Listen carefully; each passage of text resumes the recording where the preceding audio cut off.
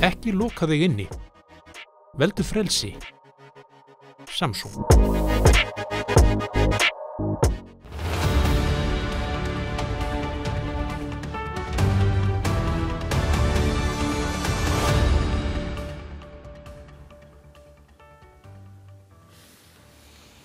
Komið sæl og blessuð og velkomin í Spursmál, föstudaginn 16. maí. Þau tíðindi bárust frá Afganistan í vikuna að Talibanar sem þar fara nú með tögl og haldir og öll völd hefðu bannað skáki í landinu. Þeir segja að það sé vegna þess að þeir séu á móti veðmálastarfsemi sem reyndir að hægt að hafa við nánast hvaða íþrótt sem er. Gárungarnir halda því fram að Talibanarnir hafi bannað skákina vegna þess að drottningin hafi farið of frjáls ferða sinna skákborðið og það algjörlega ótækt að koma inn í búrku. Þetta auðvitað í léttum dúri sagt en staðreyndin svo að Talibanar eins og mörg önnur slík samtök á borð við Hamas-samtökin, Islamic Jihad og önnur fyrirlíta auðvitað konur og þau fyrirlíta siðmenninguna og skákin virðist þar engin undantekning heldur. Þetta ótrúlegt mál og til marks það hvað afganska þjóðin þarf því miður að líða. En af innlendu vettvangi vissulega margt að frétta. Nú búið að losa hlut Íslenska ríkisins í Íslandsbanka enn eina ferðina og það gert með svokölluðum afslætti, miklu meiri afslætti heldur en árið 2022 þegar menn gengu berserksgang í umræðunni út af afsláttakjörum. Þá fór þáverandi formaður VR Ragnar Þór Ingólfsson mikinn og kallaði eftir afsögn fjármálaráðherra vegna þess að hann taldi að selja ætti bankan á svokölluðu markaðsvirði en ekki með afslættinum. Nú afslátturinn miklu meiri og Ragnar Þór Ingólfsson formaður VR, hann orðinn formaður fjárlaganefndar. Hefur hann kallað eftir afsögn fjármálaráðherra? Nei, það heyrist ekki múkk frá Ragnari og af hverju ætli það sé. Það vegna þess að hann bara eins og vindhanninn upp á bjálkanum. Hann færist bara eftir því hvernig vindurinn blæs. Og það eru fleiri áhugaverð mál sem við erum að taka fyrir þessari viku.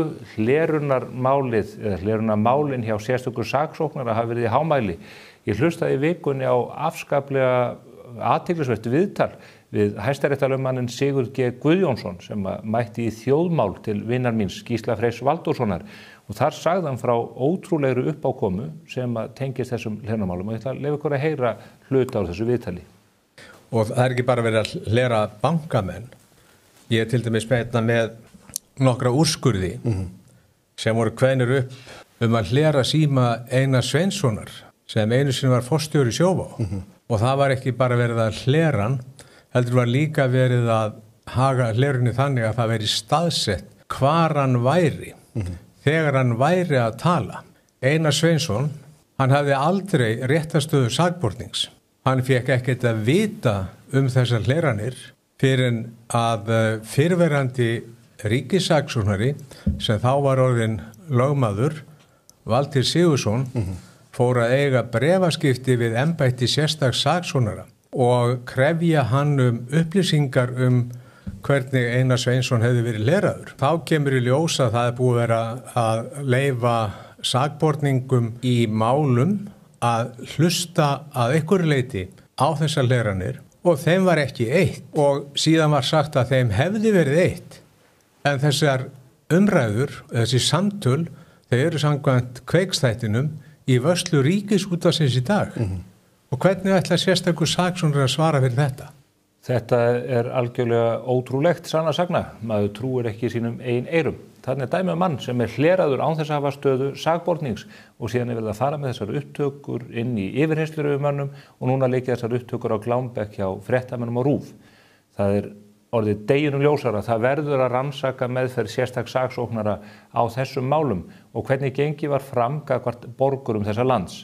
Við, almenningur í landinu, getum ekki setið undir því að þeim sem falið valda þessu tagi gangi það eins og hvert annað sorp.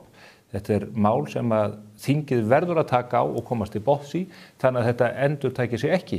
Ef við látum þetta yfir okkur ganga núna, þá allt eins gott að ríkið hlusti bara einfaldlega á allt það sem við segjum og hugsum. Og hvernig ríki það? Það ríki sem við ætlum ekki að búa í, það eru ríki sem hafa verið brotin á bak aftur á borð við Sovétríkin og önnur slík og þar var ekki gott að búa.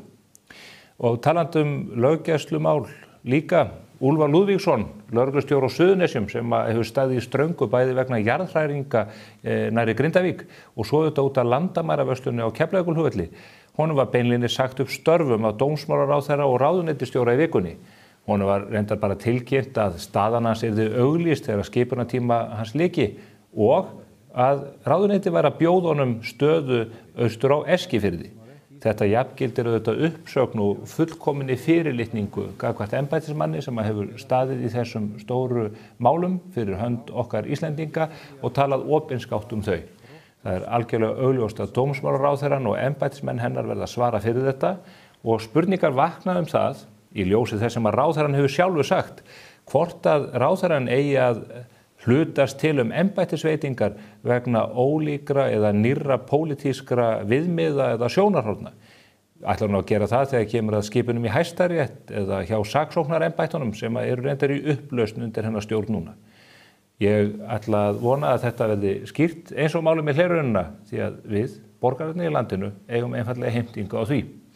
Eftir skammastund setjast þau hérna niður hjá mér, þau Frosti Logason, fjölmiðlamaður og tónlistarmaður og Halla Gunnarsdóttir, formaður VAFR, þau ætla að ræða fréttir vikunnar. Að því loknu ætlum við síðan að fara aðeins yfir sveitarstjórnarmálin í landinu með Andrési Magnúsinni og Hermanni Nökkva Gunnarsinni og í lok þáttarins ætla ég að ræða við Marino Örn Tryggvason fyrir forstjóra Kvikubanka og Jón Bjarka Bentsson, aðalhagfræðing Íslandsbanka stöðun í efnahagsmálunum. Það er margt sem bendir til þess að það horfi ekki alveg eins vel og við vonuðumst til, meðal annars þegar kemur að stýrivöxtum og verðbólgu. Fylgist með, en fyrst þetta. Jæja, helviti fín vika að baki þar sem að hitatölurnar á vetur.is sýndu sínar bestu hliðar og voru tveggjastafa alla vikuna. Vetur.is hvað? Ætti ekki að breyta lénun í sumar.is núna? Það gefur Ríkisútvarpinu allavega tilefni til að halda enn eitt lánspartíið á veðurathugunarvef en það er náttúrulega aldrei nóga veðurspám til að lifa og klæða sig eftir. Einskisverðasta hlutverk heims, móðurhlutverkið, spilaði stóra rullu á samfélagsmiðlunum í vikunni vegna mæðradagsins sem haldin er einu sinni á ári en ættu auðvitað að vera haldin alla daga ársins.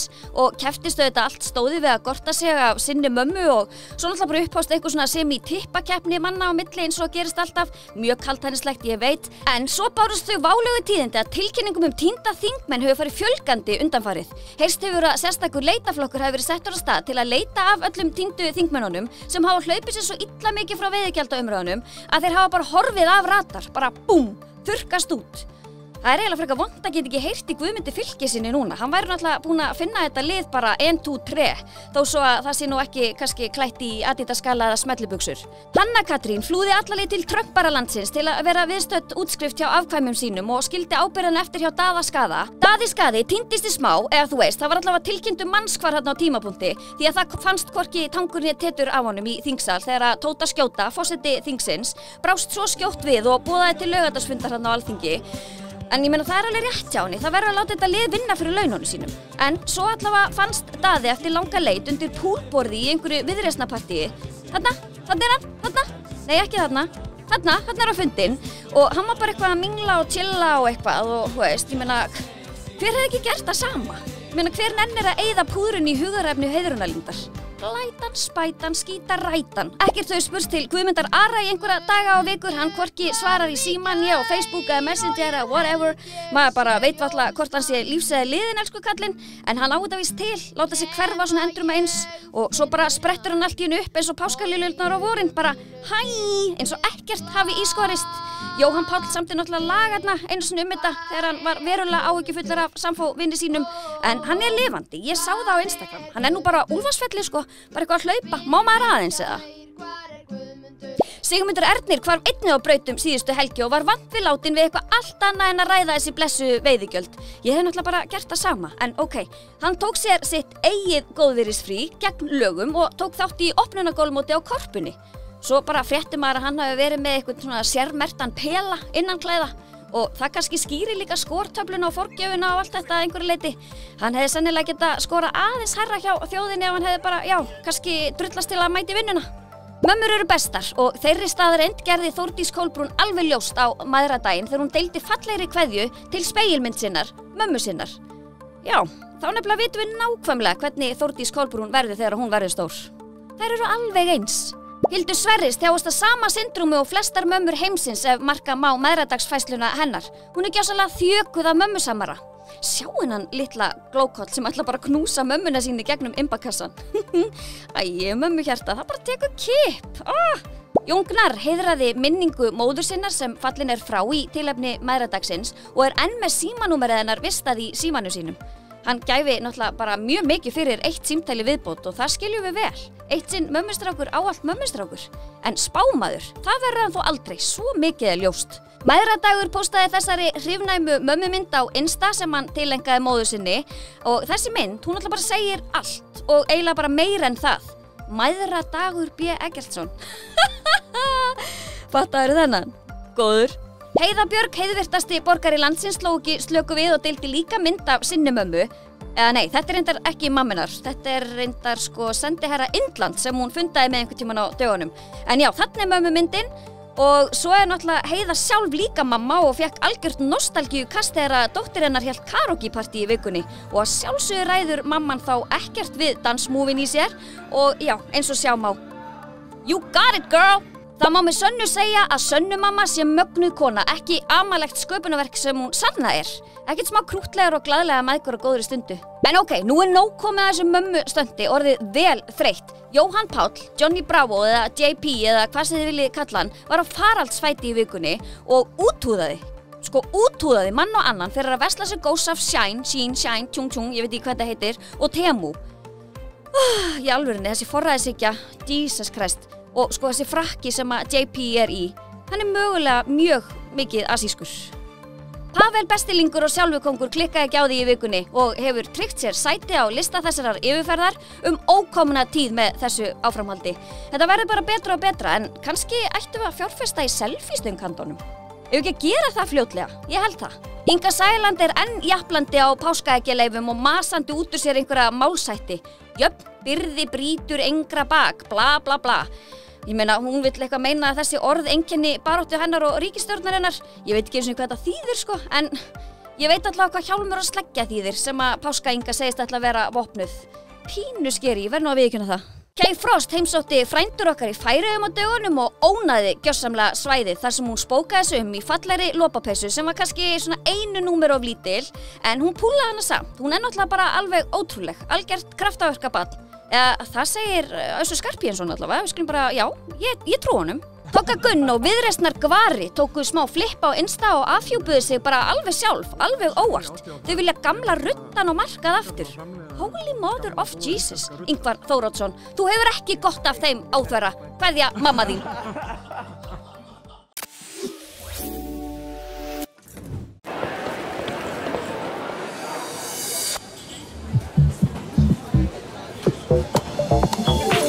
Step right, shine bright.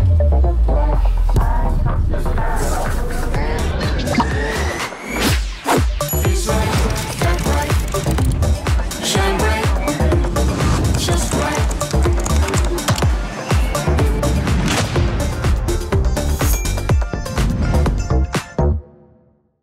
Og það eitt sem dálítið skemmtilegt þetta grill. Ég myndi segja að það væri þessi fjölbreytileiki. Maður getur grillað beint yfir hitanum, svona beingrillun. En svo líka eitthvað sem kallast barbecue og það eitthvað sem maður gerir við óbeinan hita, þar sem maður ver matinn fyrir hitanum. Og svo í þriðja lagi að það líka hægt að breyta þessu grilli í reykofn. Það bara kasta nokkrum viðarkuppum ofan á kolinn og umbreytist grillið í það sem kallast smoker. Og það alveg frábært. Ég get eiginlega ekki beðið eftir að borða. Þetta áttur að vera algjört æði.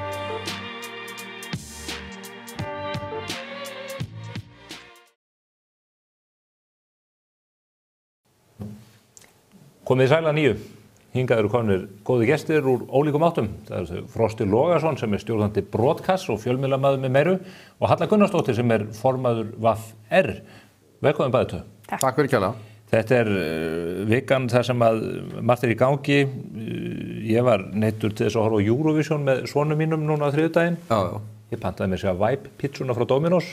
Hún ágætt. Hvernig fóruð þið með þetta kvöld? Ég einmitt búin að gefa lofvörð fyrir því að Vibe pizzan verði pöntuð. Á laugardaginn? Á laugardaginn. Það búið að snúa upp á hendina á mig með það og eins að láta mig horfa á Eurovision. En mér finnst þetta nú bara besta skemmtun, svona þegar öll fjölskyldan getur komið saman í sófan með börn og fullorðnir. Þannig að við gerum okkur gott bara úr því.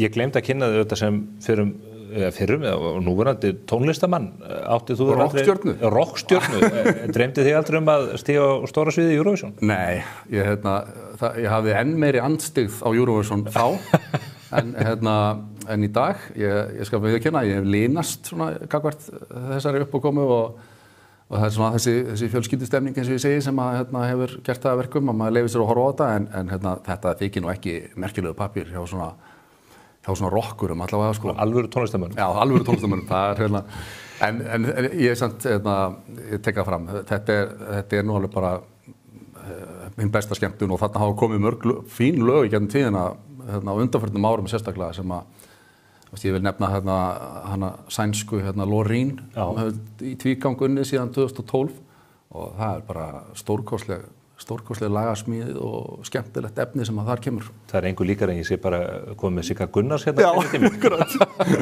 Í hverju birtist fyrirlitning þín á Eurovision, Halla?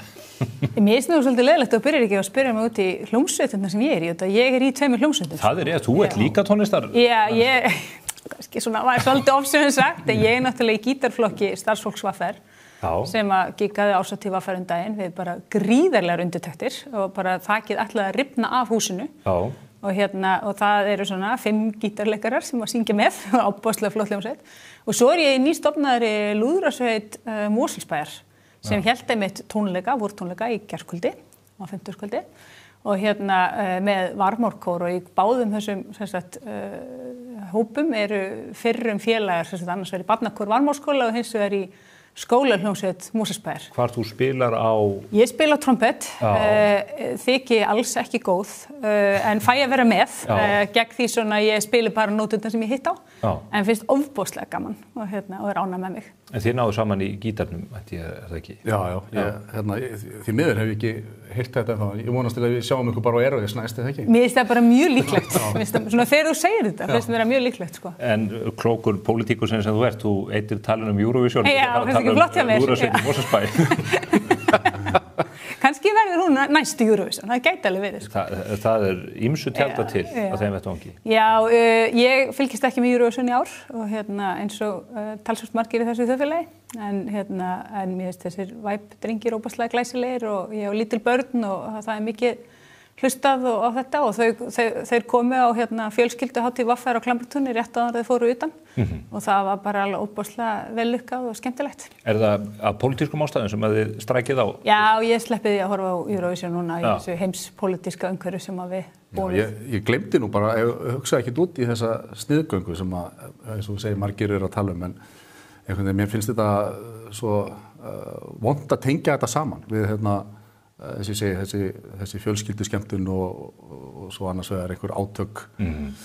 Svo er annað máli, ég meina, Ísrael ekki einu sinni í Evrópu, ég veit ekki alveg af hverju þeir eru endilega að taka þátt í þessu. Þeir eru næstum því í Evrópu. Já, þannig að það kannski, hafa ekki Ástralir verið að keppa Eurovision líka? Já.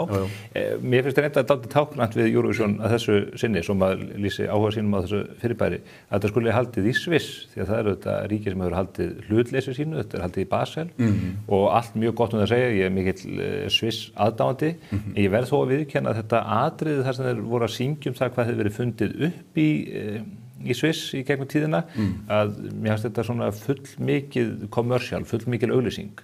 Kannski nema þegar þeir tóku það fram að LSD hefur verið fundið upp í Sviss. Já, ég vissi ekki. Það vissi ég ekki heldur, ég held að það hefði bara verið svissneski vasanhýfurinn og súkkulaðið. Og súkkulaðið mitt. Nei, það er nú... En ég sammála, mér finnst þetta að vera svona hlutleysis vettvangur, það sem að óháð því sem að gengur á í einhverjum heimsátökum. Þetta væri best að hann væri það. Rússar voru náttúrulega reknir úr þessari keppni og þetta auðvitað bara óbúslega flókið hvernig maður nálgast þessi mál.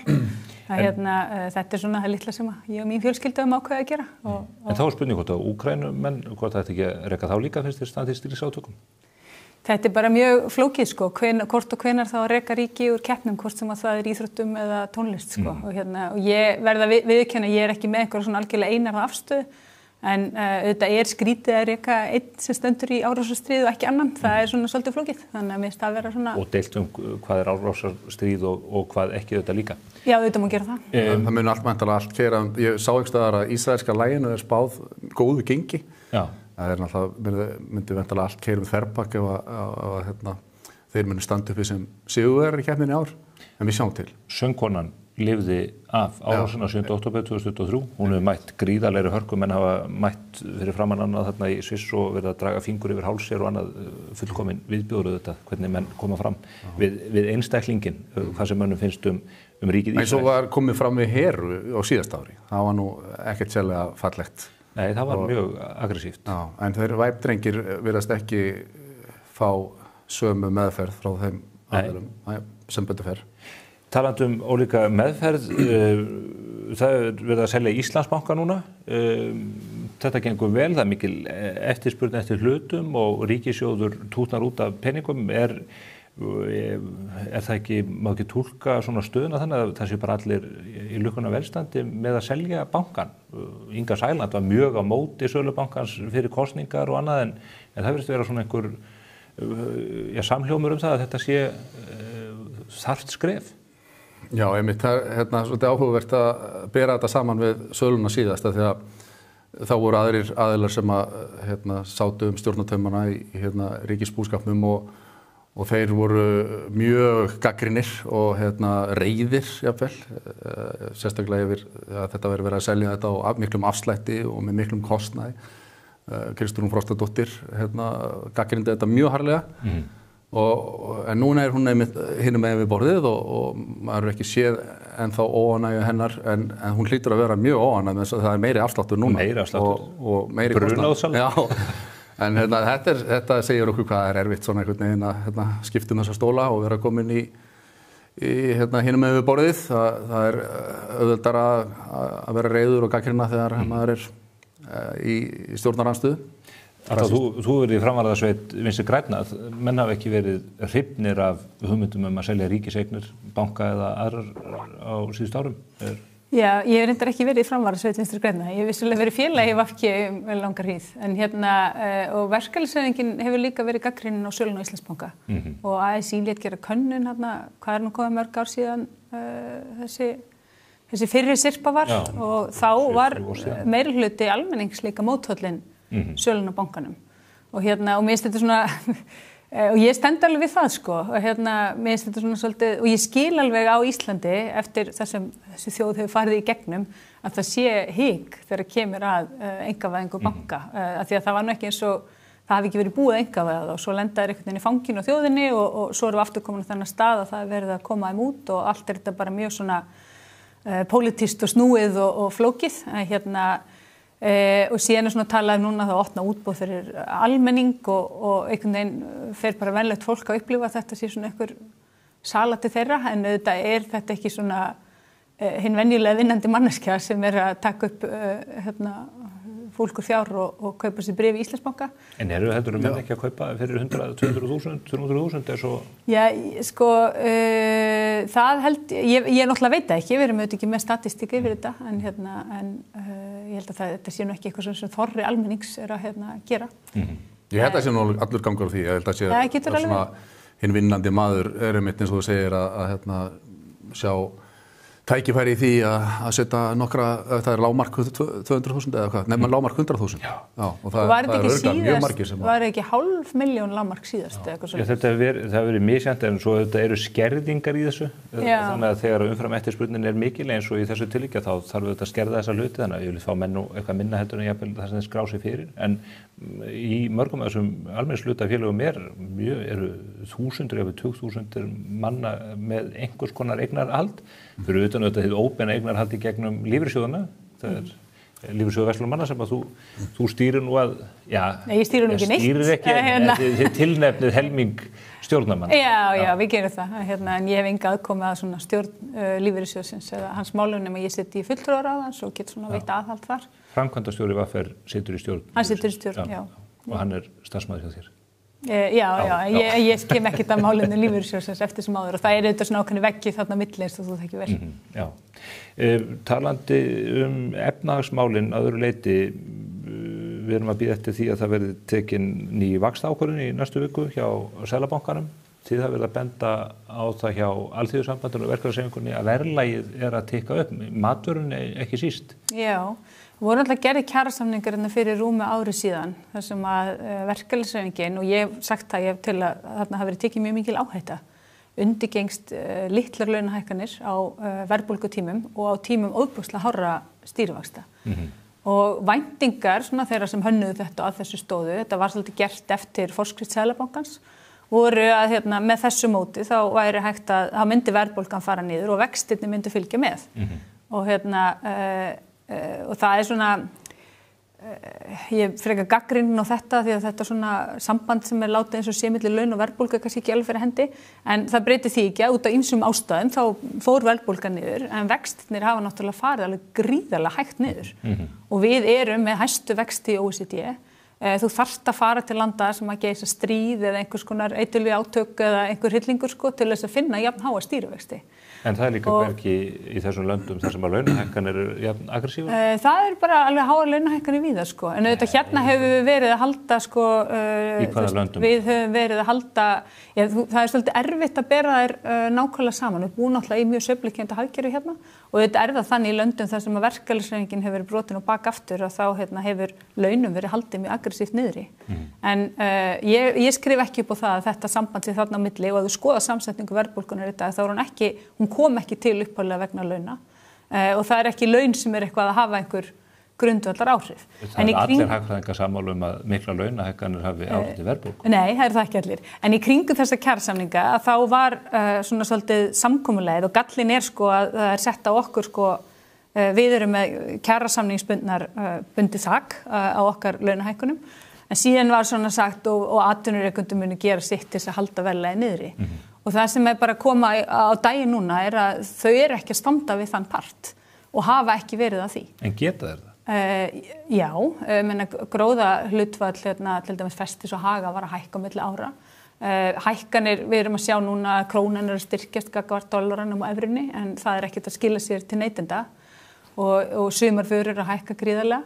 Þannig þetta hugmyndin var að allir ættu svona gera sitt og leggjast á árarnar. En býttu alltaf ef að styrking krónunar ætti að leiða til þess að vera að lækka vöruverð af því þá myndi innflutningskostnaður lækka. Þá hlýtur að viðurkenna að ef að laun hækka að þá hefur það með sama hætti áhrif á verðlag rétt eins og gengi gjaldmiðlana. Já, það er alltaf ákvörðun að hverju miklu leyti þannig veltir launahækkunum út í verðlag. Það sem hefur gerst í löndum, til dæmis í Bretland og Bandaríkjunum og sem verkalýðshreyfingin hefur verið brotin og bak aftur, er að hlutdeild launafólks í framleiðinu aukningu hefur bara minnkað og raunlaun hafa bara lækkað, við horfum á það við samhengi við kaupmátt. Mikið hér, til dæmis ég veit ekki að gera annað. Hér höfum við náð að verja hlut launafólks, í þessari aukningu, en stóra málið að það er eiginlega alveg sama hvað laun við semjum, og hversu há eða lág þau eru, og það bara getur vel verið að laun séu bara nógu há á Íslandi, en þú verður alltaf að miða þau við húsnæðiskostnað og annað verðlag. Og það sem stóra málið í okkar þjóðfélagi í dag eru húsnæðismálin. Og það fjórða hvert heimili var að missa fasta vexti og þetta ekki einhverju 10 skallar sem fólk að borga aukalega, þetta getur skipt hundruðum eða og svo hafa maður að segja að fólk getur fært sig verið verðtryggt, en þá ertu náttúrulega aðeins að bara breyta skuldunum og hvenær þú þarft að borga þér og hvenær þú situr uppi með þér og þetta finnst mér vera svona stóra viðfangsefnið og þess vegna þetta áhyggjuefni ef að það á að þessi hávaxtastefna að mínu viti pólitísk en ef að það halda þessum stýrivöxtum áfram svona háum að þá það bara mjög mikið áhyggjuefni fyrir bara þorra almennings í Íslandi. En ekki, ef að vextirnir verða teknir niður, fer þá ekki verðlagið úr böndunum aftur, fer þá ekki verðbólgan á blúsandi siglingu, því við erum að eyða efni fram, það allar tölur sína við erum bara í blúsandi neyslu fyllir í. Ertu að meina almenningur? Já. Þetta rosalega flókið samband, verðbólga myndast óbúslega flókin hátt og við erum með húsnæðismálin utanaðkomandi atriðin en það sem ég hef allavega talið og ég meina það bara til miklu, það bara mjög svona gróskumikil fræðileg umræða í gangi alþjóðlega hvernig verðbólga verður til og þetta ekkert alveg svona einfalt, bara eittur upp og þá fyrir hún. Þú hafnar því að launahækkanirnar hafið sjálf, þú segir að það séu fjölmargir hlutir sem hafa áhrif á verðbólguna, nema launahækkanir. Verðlag hefur áhrif á verðbólguna. En hafa verið einhverja launahækkanir að ráði? Mér finnst eins og allir sem ég tala við einhvern veginn, þeir upplifa bara að það er allt hækkandi í þessu samfélagi nema laun og Það er rétt. og það er mín tilfinning eins og annara. En þau eru að hækka, launin eru að hækka samkvæmt kjarasamningu. Hvað er grunnhækkunin mikil í ár?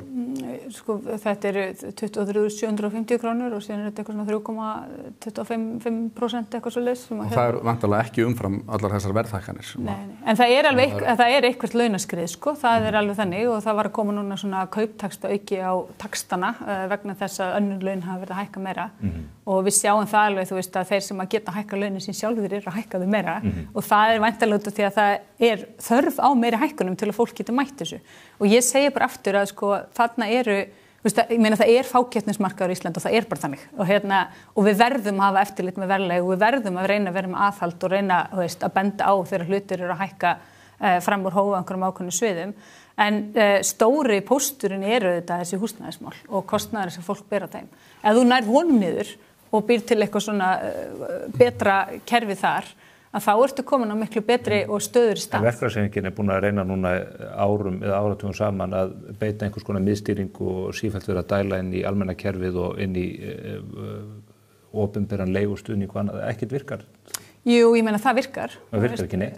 Jú, það virkar að koma, þú veist, það sýnir sig bara að þú verður að vera með vel reguleraðan og góðan leigumarkað til þess að húsnæðisverð rjúki ekki upp úr öllu valdi.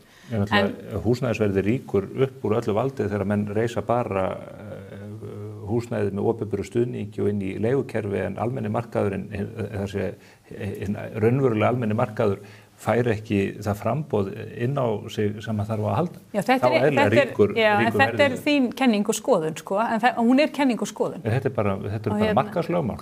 Nei, þetta er alltaf svo skemmtilegt, sko, þegar það presentera, sko, svona staðreyndir eru presentera eins og þessi einhver náttúrulögmál.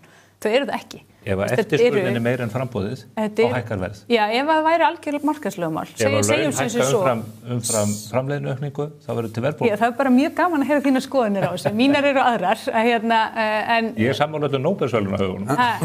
Nei, ekki öllum, sko. Þetta er bara mjög gróskumikil umræða, sko. Þú veist, þú getur bara að lesa Stiglitz, Krugman eða hvert sem er og þetta er bara mjög gróskumikil umræða. En hún er frekar einsleitt hér á landi. Ég lít svo á og hef lagt mig í líma við að sækja mér þekkingu víðar til þess að hún er einsleitt hér á landi varðandi húsnæðismarkaðin vegna þess að það er öll áhersla á félagslegt húsnæði. Það er náttúrulega ekki félagslega íbúðakerfi var náttúrulega lagt niður, sko, þannig að það er ekki öll áhersla á félagslegt húsnæði. Það er verið að leggja höfuð áherslu á það í uppbyggingu á sérstaklega fjölbýlishúsnæði hér á höfuðborgarsvæðinu hefur verið gert. Þannig að það hefur myndað skortur á þessum almenna markaði. En hitt er alveg rétt, sko, að við, þú veist, það þarf náttúrulega að byggja meira og það þarf að brjóta nýtt land og það er, þú veist, og ég er alveg sammála því, sko, við erum í óbáslegri skuld og það bara er ekki, þú veist, það flytur fullt af fólki til landsins sem er bara gott og blessað og það heldur uppi atvinnuvegunum og einhvers staðar þarf fólk að geta búið og það þarf að vera fyrir hendi bæði náttúrulega nógu mikið húsnæði til þess að fólk sem er að leita sér að húsnæði geti komið sér þakki yfir höfuð en það þarf líka verið til fyrir hendi regulera leigumarkaður og þetta er engin, þú veist, þetta er ekkert eitthvað svona rosalega flókið, sko, við bara höfum ekki gert það sem þarf að gera. Við erum, held ég, allt of mikið með puttana í þessu, þar að segja að láta opinbera aðila og aðila sem hafa ekki beina hagsmuni að því, við erum of mikið með puttana í því. Markaðurinn dugar ekki við þetta, bara miður. Hann færi aldrei að reyna sig, sko. Varðandi kjarasamningana. Það er í september, ef ég maður rétt, þá er endurskoðunar, ég meina það er hægt að segja upp samningunum að ákveðnum skilyrðum uppfylltum. Ef að verðbólgan verður hér yfir 5%, það er margt sem bendir til þess að verðbólgan sé að fara aftur á skrið af ástæðum sem að við erum ósamálum. Ef hún fer á skrið aftur, eru við þá bara að fara að lenda í alvarlegu kjaradeilum hér í haust? Já, sko, ef ársverðbólga mælist undir 4,9% núna í ágúst-september, þá eru forsendur kjarasamninga brostnar. Já, ef hún mælist yfir 4,9%. Já, en það er ársverðbólga og þú veist, og það hefur ekkert endilega bent til þess að svo verði. Og VFR gagnrýndi þetta, taldi þessi forsendu ákvæði og veik og veist og forveri minn gerði það og ég var nú sammála með þar að við hefum þurft að hafa, að þetta er svo langur samningur, þetta er 4 ára samningur. En með endurskoðun ákvæðum núna á hverju ári er það ekki frá september næstkomandi, það verður síðan aftur í september árið 2020. Það þarf að fara yfir hann reglulega og það er forsendunefnd sem á að fylgjast með þessum forsendum og bara hagfræðingar sem að reikna þetta út og hver er staðan.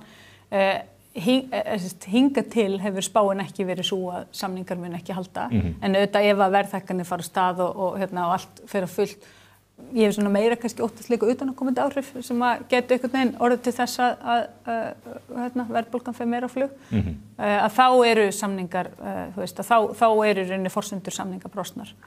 Síðan náttúrulega hinn forsendan að stjórnvöld standi við sinn hluta, þannig að það svona, þetta er tvennt sem skrifað inn í samningana. En síðan oft talað forsendur kjarasamninga miklu víðtækari. Eru stjórnvöld að standa við sitt í þessu? Þau eru náttúrulega með, auðvitað þessi gjaldfrjálsu skólamáltíðir voru mikilvægir í því og voru stórt mál og þær... Sem eyðileggja skólamáltíðirnar í skólum þar sem að börnin eru núna bara meira og minna vannar? Nei, það held ég sé nú ekki alveg rétt þó hafa komið eitthvað dæmi hann á Reynu skóla allavega kannast ég ekki við það frá mínum börnum eða mínum börnum sem eru í grunnskóla en og það fylgdi svo auðvitað fjármagn en þær voru auðvitað mikilvægt mál, það á að brúa bilið milli fæðingarorlofs og leikskóla og það er eitthvað verið að reyna að þoka því áfram, þetta er mjög stórt og flókið mál. Síðan eru það húsnæðismálin og ég er auðvitað farin að bíða með smá óþreyju eftir að stjórnvöld sýnir raunverulega á spilin og félags- og húsnæðismálar og það er að gera það. Og brjóti meira land, það er lykillinn. Það er líka brjóta land, en það er ekki eina. Þú þarft að regulera og þarft að brjóta land og þarft að, þetta er alveg, það er margt sem þú þarft að gera. En maður er svolítið að bíða eftir að þau sína spilin almennilega. Það eru svolítið, ég mun pottet kalla á því Halla í september þegar þetta fer að skýrast nær samningunum, þá þurfum við að taka þetta samtal og við auðvitað atvinnurekendur líka. Þegar allt fer í bál og brand, sem heyrist stefna í bara. Heldur þú það? Já, ég held það. Eins og stefnir ekki í það, en ég meina, mér finnst, auðvitað ætti alltaf að fara í bál og brand með þann kostnað sem launafólk þarf að taka á sig í þessu þjóðfélagi. Þannig að sem að náttúrulega felst öðru fremur í þessum húsnæðismálum hávæstastefnunni. Talandi bál og brand, það er allt í klessu á vettvangi saksóknar yfirvalda á Íslandi. Það er ekki nóg að Sigríður Friðjónsdóttir hleypi ekki Helga Magnús aftur inn á skrifstofuna og ráðherrann ræður ekkert við þau tvö. Nú er sérstakur saksóknar í einhverju úlfakreppu. Þú tókst viðtal við Jón Óttar Ólafsson, njósnara með meiru. Rannsóknarlögreglumaður fyrir hendi. Þessi frásögn sem að hann ber þetta borð er þannig að maður stóð bara opinmyndur yfir þessu. Já, svo sannarlega. Þetta var algjörlega sláandi og raun og veru varpa bara ljósi á að sko fyrst og fremst að starfshættir sérstaks saksóknara á hrunmálum eftir málum hrunsins hafa verið sko með þvílíkum ólíkindum að ég held að dugi ekkert minna til heldur en að stofna aðra sérstaka rannsóknarnefnd Alþingis til þess að fara yfir bara hvernig þessi mál voru afgreidd þar. Á sínum tíma þá er þessi rannsóknarlögreglumaður sko kærður fyrir athæfi sem í raun og veru sérstakur saksóknari virðist hafa ástundað sjálfur, eða starfsmenn hans með fullu samþykki. Ertu að tala þá það er bara viðtækt samráð sérstaks saksóknara með prívat aðilum eða semi-prívat aðilum eins og slitastjórnum og þrotabúum, lögmannsstofum eftir atvikum í sókn gagnvart ætluðum sakamönnum og það er auðvitað bara, þú þurft ekki vera sérstaklega löglæru til þess að átta á því að það hljómar mjög skringilega og svo hef ég heyrt löglæra menn bara lýsa því að þetta sé bara kolólöglegt. En þetta, ég tók viðtal við Jón Óttar og er búin að sjá gögn frá honum tölvupósta sem að sanna bara að þessi háttur var hafður á. Ein lýsingin er það sem að, og ég tek fram að ef að maður myndi lenda í þeim óskund að verða hleraður, þá er það mjög þungbært fyrir persónuna. En miðað við lýsingar hans að þá verði sérstakur saksóknari hafa verið í samkrulli við einhverja lögmenn og slitastjórnir, það hvenær ætti að hlera menn. Þannig að það hefur eitthvað fólk út í bæ, haft vitneskju það þegar verið var að hlera síma. Já, það er eins og ég segi, sko, þegar slitastjórnir eða lögmannsstofur voru að hefja málsóknir, að þá voru þeir í samkurli með saksóknara sem að þá lá á hleri til þess að heyra viðbrögð sakborningana þegar þeir fengu á sig ákærur og slíkt. Og þetta er allt bara, sko, á þessum tíma þetta verður við bara öll að viðurkenna held ég að sko þjóðfélagi var bara einhvern veginn í liði með sérstökum saksóknara og það þótti allt eðlilegt þó að þessi lögmenn þessara sakborninga voru að reyna að andmæla og tala réttarmorð eða sem sagt skort á sanngjarni málsmeðferð að þá hlustaði enginn á það. En ég held að það sé að renna upp fyrir okkur núna að þarna hafi bara verið verulegur brestur á réttlátri málsmeðferð fyrir sakborninga og það kristallast í þessari frásögn Jóns Óttars hvernig var haldið á spilunum þarna og svo þetta bara með ákveðnum ólíkindum að það virðist samkvæmt því sem þarna kemur fram að þá þegar að þetta kemst í hámæli á sínum tíma eða það að segja þegar að verjendur sakborninga fara að setja út á það að eru starfsmenn sérstak saksóknara að vinna með slitastjórnum á sama tíma í samkurli að þá fer í gang ákveðin fletta sem spunnin af sérstökum saksóknara sem að snýra því að einangra vandamálið og láta eins og það hefur bara verið 2 menn sem hafi gert einhvers konar svona rók útsendarar og þeim hent undir rútuna. Þannig að kerfið var bara allt í þessu? Já, þegar kerfið var allt í þessu og tölvupóstar og gögn sína að svo var en til þess að halda andliti og bjarga embættinu sem þeir hafa metið það sem gríðarlega mikilvægt og það einfalt reiknistæmi hvort þau að láta sérstakann saksóknara að fara í vaskinn og með öllum þeim málum sem við erum að halda á eða hvort þau að láta bara 2 starfsmenn okkar skýtt með líf þeirra og fjölskyldna og alltaf bara láta þá bara undir rútuna og kremja þá gjörsamlega. Það það sem gerist þegar Ólafur kærir þá til ríkissaksóknara árið 2012 en ríkissaksóknari skoða málið og þeir geta bara sýnt gögn og tölvupósta sem að sýna fram á að þetta var allt þetta var ekkert brot á okkar hálfu. Málið bara fellt niður en hefur enga eftirmála samt sem áður sem ríkissaksóknari hefði átt að fara út í hér er eitthvað gruggugt búið að vera í gangi. En það hefur þetta eftirmála núna og ég segi saksóknar valdið í landinu eitthvað neginn í mikilli kreppu bara út frá fréttum sem að ég les eins og þú og aðrir varðandi þessar hleranir og meðferð þessar upplýsinga þetta að koma kannski upp úr dúrnum að við hófum bara einhvers konar nornaveðar eða var þetta hinn spænski rannsóknarréttur endurfættur hér eftir hrunið? Nú ég ekki sé þetta viðtal og kannski, ég aðeins búin að missa þráðin í þessum fréttum frá því að þetta fór á stað þarna í ríkissjónvarpinu en ég held að það verið svolítið þungorð þetta var auðvitað ofboðslega flókin tími í íslensku samfélagi og þetta var svakalegt uppgjör sem var pólitískt, lagalegt, siðferðilegt og allt undir og sérstakur saksóknari auðvitað takast á við verkefna stærðargráðu sem enginn hafði tekist á við áður og verið þetta fengin inn alþjóðleg ráðgjöf og annað slíkt. En á þessum tíma, ég var nú tíma starfaði sem aðstofamaður dómsmálaráðherra, þannig ég var inn í sem hét á innanríkisráðuneytið. Ögmundi var nú nóg boðið með þessar hleranir og reyndi að setja því skorður á sínum tíma. Já, það sem bara rétt í þessu á þessum tíma var þú veist, þarf dómsúrskurð fyrir hlerunum þá eins og núna. En það var svona svolítið með bara almennt rannsóknaraðferð lögreglu og óbúslega mikið að reiki hvað má gera og hvenær og hvernig. Það nú dæmi það að dómari hefur veitt húsleitarheimildir í fyrirtækjum sem ekki eru til. Já, það þekki ég ekki. Og þessar símhlustanir eða hleranir, ég sá einhvers staðar eitthvað tölfræði það, þetta voru bara 98,9% tilfella sem að dómarar rendu því í gegn spurningalaust. Þannig að það bara segir okkur að þetta var eitthvað óeðlilegt. Ég held hreinlega bara að sé öllum ljóst í dag og lítum tilbaka að þarna á sér stað bara svona enn eitt síðafárið þegar við sem þjóðfélag einhvern veginn erum á einni línu narratífu öll sammála hvað er rétt og erum ekki til að skoða neinar aðrar hliðar og þá bara myndast svona einhver stemning þar sem að í þessu tilfelli því miður virðist bara reglum réttaríkisins vera svolítið kippt úr sambandi og það er bara ekki gott mál. En ástæða til, nú verið að tala að setja á laggirnar sérstaklega rannsókn nefnd Alþingis út af þessu, Sigríður Andersen var hér í síðustu viku fyrir dómsmálaráðherra og sagði ef einhvern tímann hefur verið ástæða til þess þá er það núna. Er nokkuð að óttast í því að menn bara fara í saumana á þessu? Er þetta ekki það stórt og mikið umfang í okkar sögu og okkar þjóðarsál? Já, ég átta mikið alveg á hvort það er tilefni til þess, það getur vel verið. En ég myndi, þá er þetta auðvitað stærra mál þegar kemur að rannsóknarheimildum og rannsóknaraðferðum lögreglu og það að því að eitt voru þessi bankamál en síðan hefur við verið með skipulega glæpastarfsemi sem hefur verið til rannsóknar. Þú veist, það komu bara upp upplýsingar að einstaklingar í einhverjum umhverfisverndarsamtökum voru eldir á lögreglunni án þess að það væru grunaður nokkuð misjafnt á þessum árunum rétt fyrir hrun.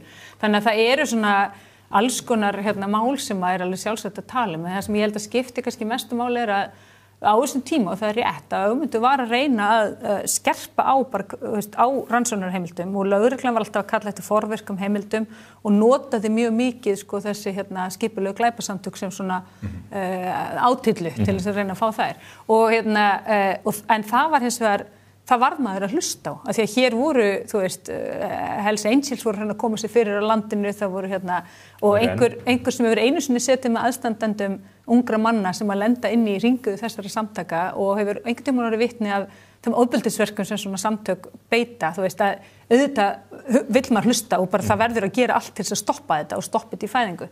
En það sem hann reyndi að gera var að reyna að hafa rosalega skýrleika, til dæmis að hengja auknar valdheimildir lögreglu við þá grein hegningarlega sem fjalla beinlínis skipulega brotastarfsemi.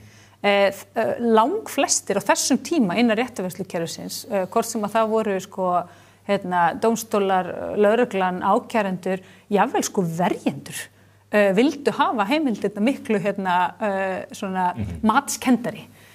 Og það átti bæði við þessi mál sem að kröfðust dómsúrskurðar, en líka reglugerð rannsóknaraðferðir lögreglu sem er í rauninni allt sem að lögreglan getur gert sem að, þú getur gert, skilurðu, við getum farið og elta eitthvað fólk og reynda að fylgjast með því og eitthvað slíkt, en það eru hins vegar þarf að vera ramm það hvenær lögreglan má gera það, skilji. En nú bara eitt dæmi sem Sigurður G. Guðjónsson hefur nefnt, Einar Sveinsson fjárfestir, hann hleraður, hann hafði ekki réttarstöðu grunarsmanns, svo fréttir hann það út í bæ að það verið að spila þessar hleruðu upptökur í yfirheyrslum yfir einhverju fólki út í bæ.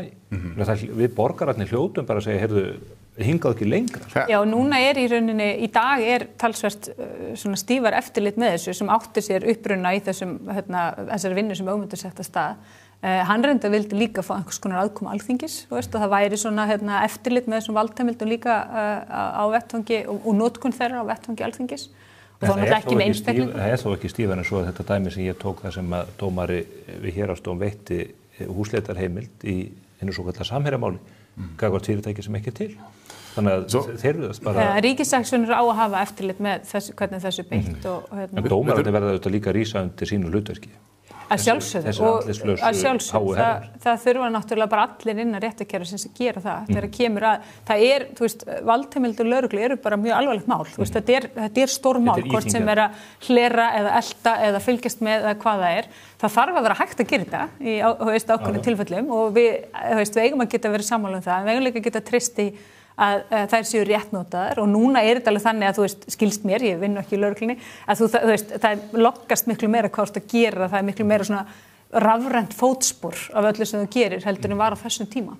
Ég held, eins og Halla var að segja á hana, þetta verkefni sérstaks saksóknar á þessum tíma var gríðarlega sérstakt og umfangsmikið og tímarnir voru bara mjög sérstakir og það eitt og sér bara gefur fullt tilefni til þess að við skoðum þetta bara með svona kaldari gleraugum í dag. Yfirveguðum hætti. Já, yfirveguðum hætti, af því að við þorfum okkar á þeim tíma eins og ég nefndi, fyrst almenningur var bara með í þessu og sérstakur saksóknari gat haga málum bara nánast eins og honum sýndist með stuðningi almennings og stofnana og svo framvegis.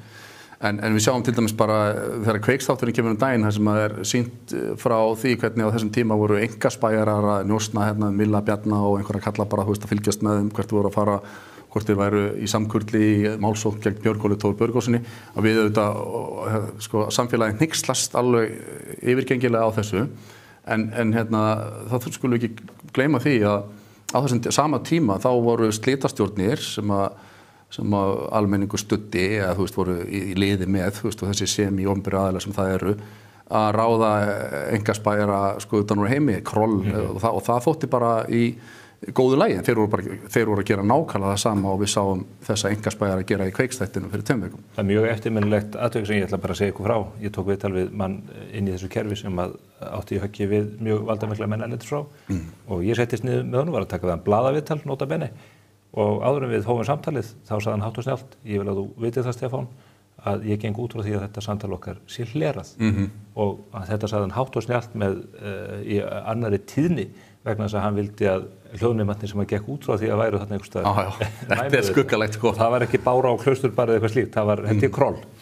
Rétt í lokin, Halla, þið voruð með mikla hátíð í gær, fyrirtæki ársins, ég þekki það í raun að þetta er svona mikil uppskeruhátíð, er hugur í fólki, hvernig þið eruð í raun að vera verðlauna fyrirtæki sem að skora hátt meðal ykkar félagsmann?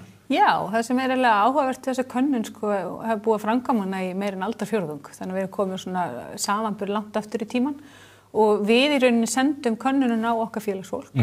Fyrirtæki geta óska eftir því að hún sé send á fólk sem er ekki í okkar félagi og borga þá aðeins fyrir það. En að öðru leyti ræður fyrirtækið einhvern það hvort að könnunin er senda á félagsfólki eða ekki. Þannig að þetta er ekki svona fyrirtækjadrifin könnun. Þetta er ekki við ætlum að vera með í þessu. Þetta er félagslegt. Já, og það er bara þannig að þetta er algjörlega starfsfólkið sem þarna er að verðlauna og viðurkenna sín fyrirtæki. Og bara óbúslega gaman að, þú veist, það er auðvitað, ég verð að segja bara sem formaður stéttarfélags, þá að gleðum alltaf óheyrilega að hitta starfsfólk sem er ánægt í sinni vinnu. Þið veitir sem að finnst borin virðing fyrir þeirra störfum, finnst gaman að mæta á morgnana og upplifa sem hluta heild og það er þannig mjög marga vafferfélaga og það finnst mér ótrúlega dýrmætt og það er gaman að vera með einhver svona leiðir til þess að varpa ljósi á það og veita því viðurkenningu og athygli. Það er gaman þegar vel gengur og þannig eru fyrirtæki sem að skora hátt ár eftir ár þannig að menn að gera góða hlut og hægt að læra þeim, veit ég. Það gengur líka vel hjá ykkur. Það fjölgar hratt núna í félagsmannahópnum hjá ykkur. Heinemann, þýski verslunarnir sem var að taka yfir fríhöfnina, er núna orðin einkaaðili í smásölu með áfengi sem er dálítið áhugavert í skjóli ríkisins. En það er annað sem þeir gera. Þeir skikka sína starfsmenn til þess að gangi vaffer í stað þess að vera í sameign. Er það ekki rétt? Er það ekki rétt munað hjá mér? Já, það er svona þeirra tillaga og ég hef ekki átt í neinum viðræðum við Heinemann sjálf og við hefum ekki átt í neinu svona formlegu samtali en þetta eru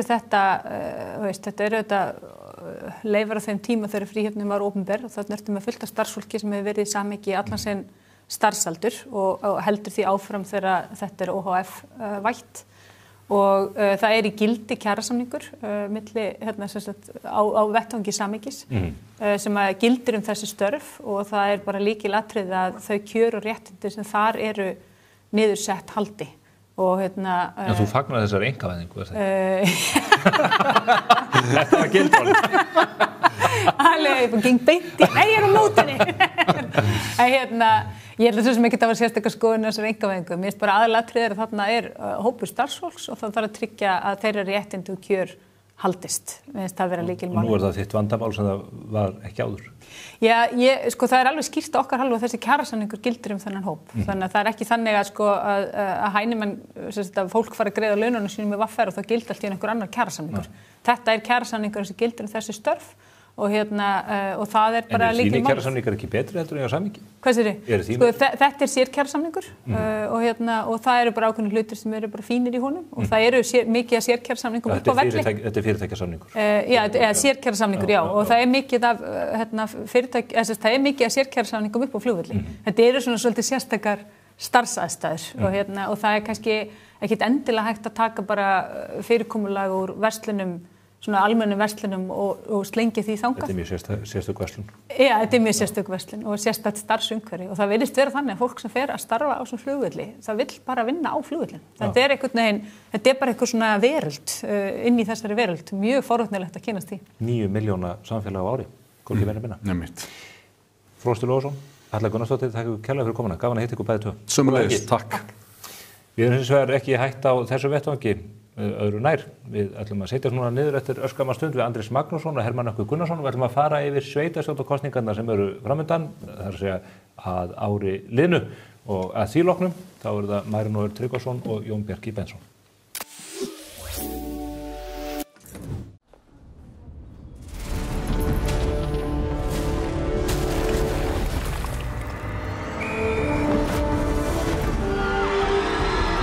Hvern langar þig að hitta í dag? Pennin Eymundsson. Ristnan á leiðinni niður. Gott eða slæmt? Cardio. Einfaldari útgjöld. Komdu og reynslaktu glænýjum Toyota Land Cruiser 250 hjá viðurkenndum söluaðilum. Toyota. Förum lengra.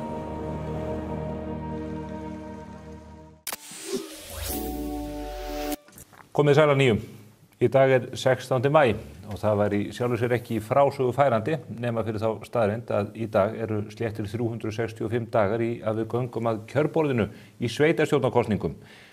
Við vitum auðvitað ekki hvort við göngum að kjörborðinu fyrir þann tíma, við höfum nú lent í því áður við Íslendingar en það þá á sviði landsmálana en allavega liggur fyrir að sveitarstjórnirnar munu skipta lit og lögun að ári liðnu.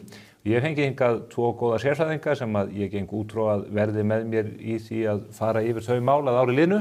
Það eru þeir Andrés Magnússon og Hermann Nökkvi Gunnarsson og við ætlum í raun bara hér og nú að hefja kosningabaráttuna. Það ekki seinna vænna. Komið sælir. Heil og sælir.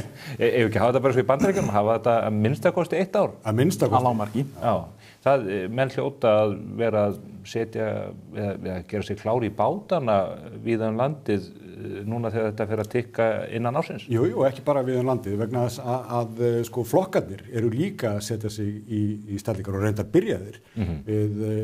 Við sáum þar að Samfylkingin var með landsfund ekki fyrir löngu.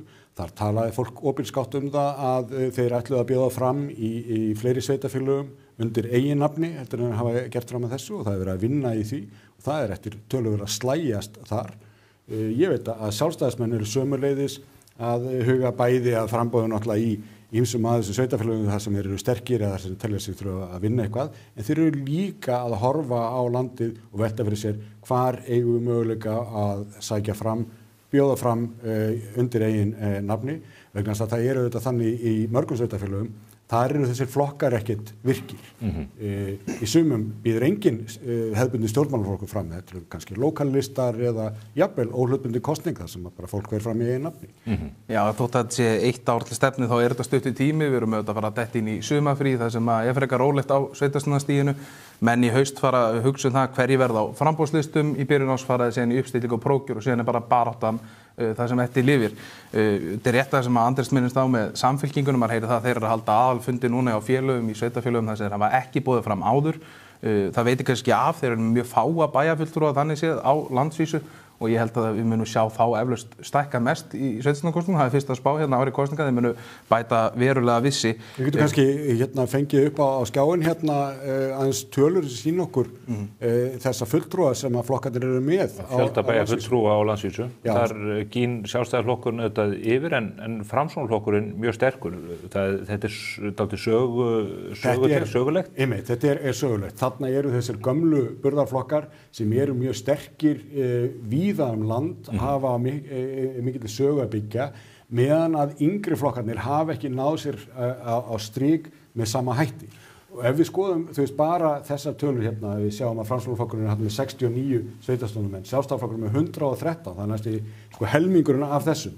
Þessar tölur eru samt sem það eilítið villandi vegna þess að það er það bil 2-faldur fjöldi sjálfstæðismannanna sem eru engum flokki merktir, eru í eigin nafni eða á einhverjum staðbundnum listum. Þannig að þetta er eilítið villandi. Sjálfstæðisflokkurinn er ekki með 47% allra sveitarstjórnarmanna í landinu eins og þetta geti gefið til kynna. Samfylkingin sem er burðarásin í pólitíkin í dag með forsætisráðuneytið stærstur úr þingkosningunum í haust. Þetta er í raun ótrúlegt að sjá þessa samsetningu þegar þetta setja þetta samhengi. Já, og það verður svolítið að taka til því að staða Samfylkingarna bara á landsvísu í fylgismælingum eru auðvitað mun verri á þessum tíma heldur en núna þeirra mælast með kannski 30% á landsvísu og auðvitað það má ekki gleyma því að þó að sveitarstjórnarkosningar séu auðvitað bundnar hverju svæði fyrir sig þá er þetta oft líka leið fyrir kjósendur til þess að dæma til dæmis ríkisstjórnarflokkana þannig að það hefur verið óvinsæl ríkisstjórn þá hafa stjórnarflokkarnir á sveitarstjórnarstiginu oft þurft að borga fyrir það.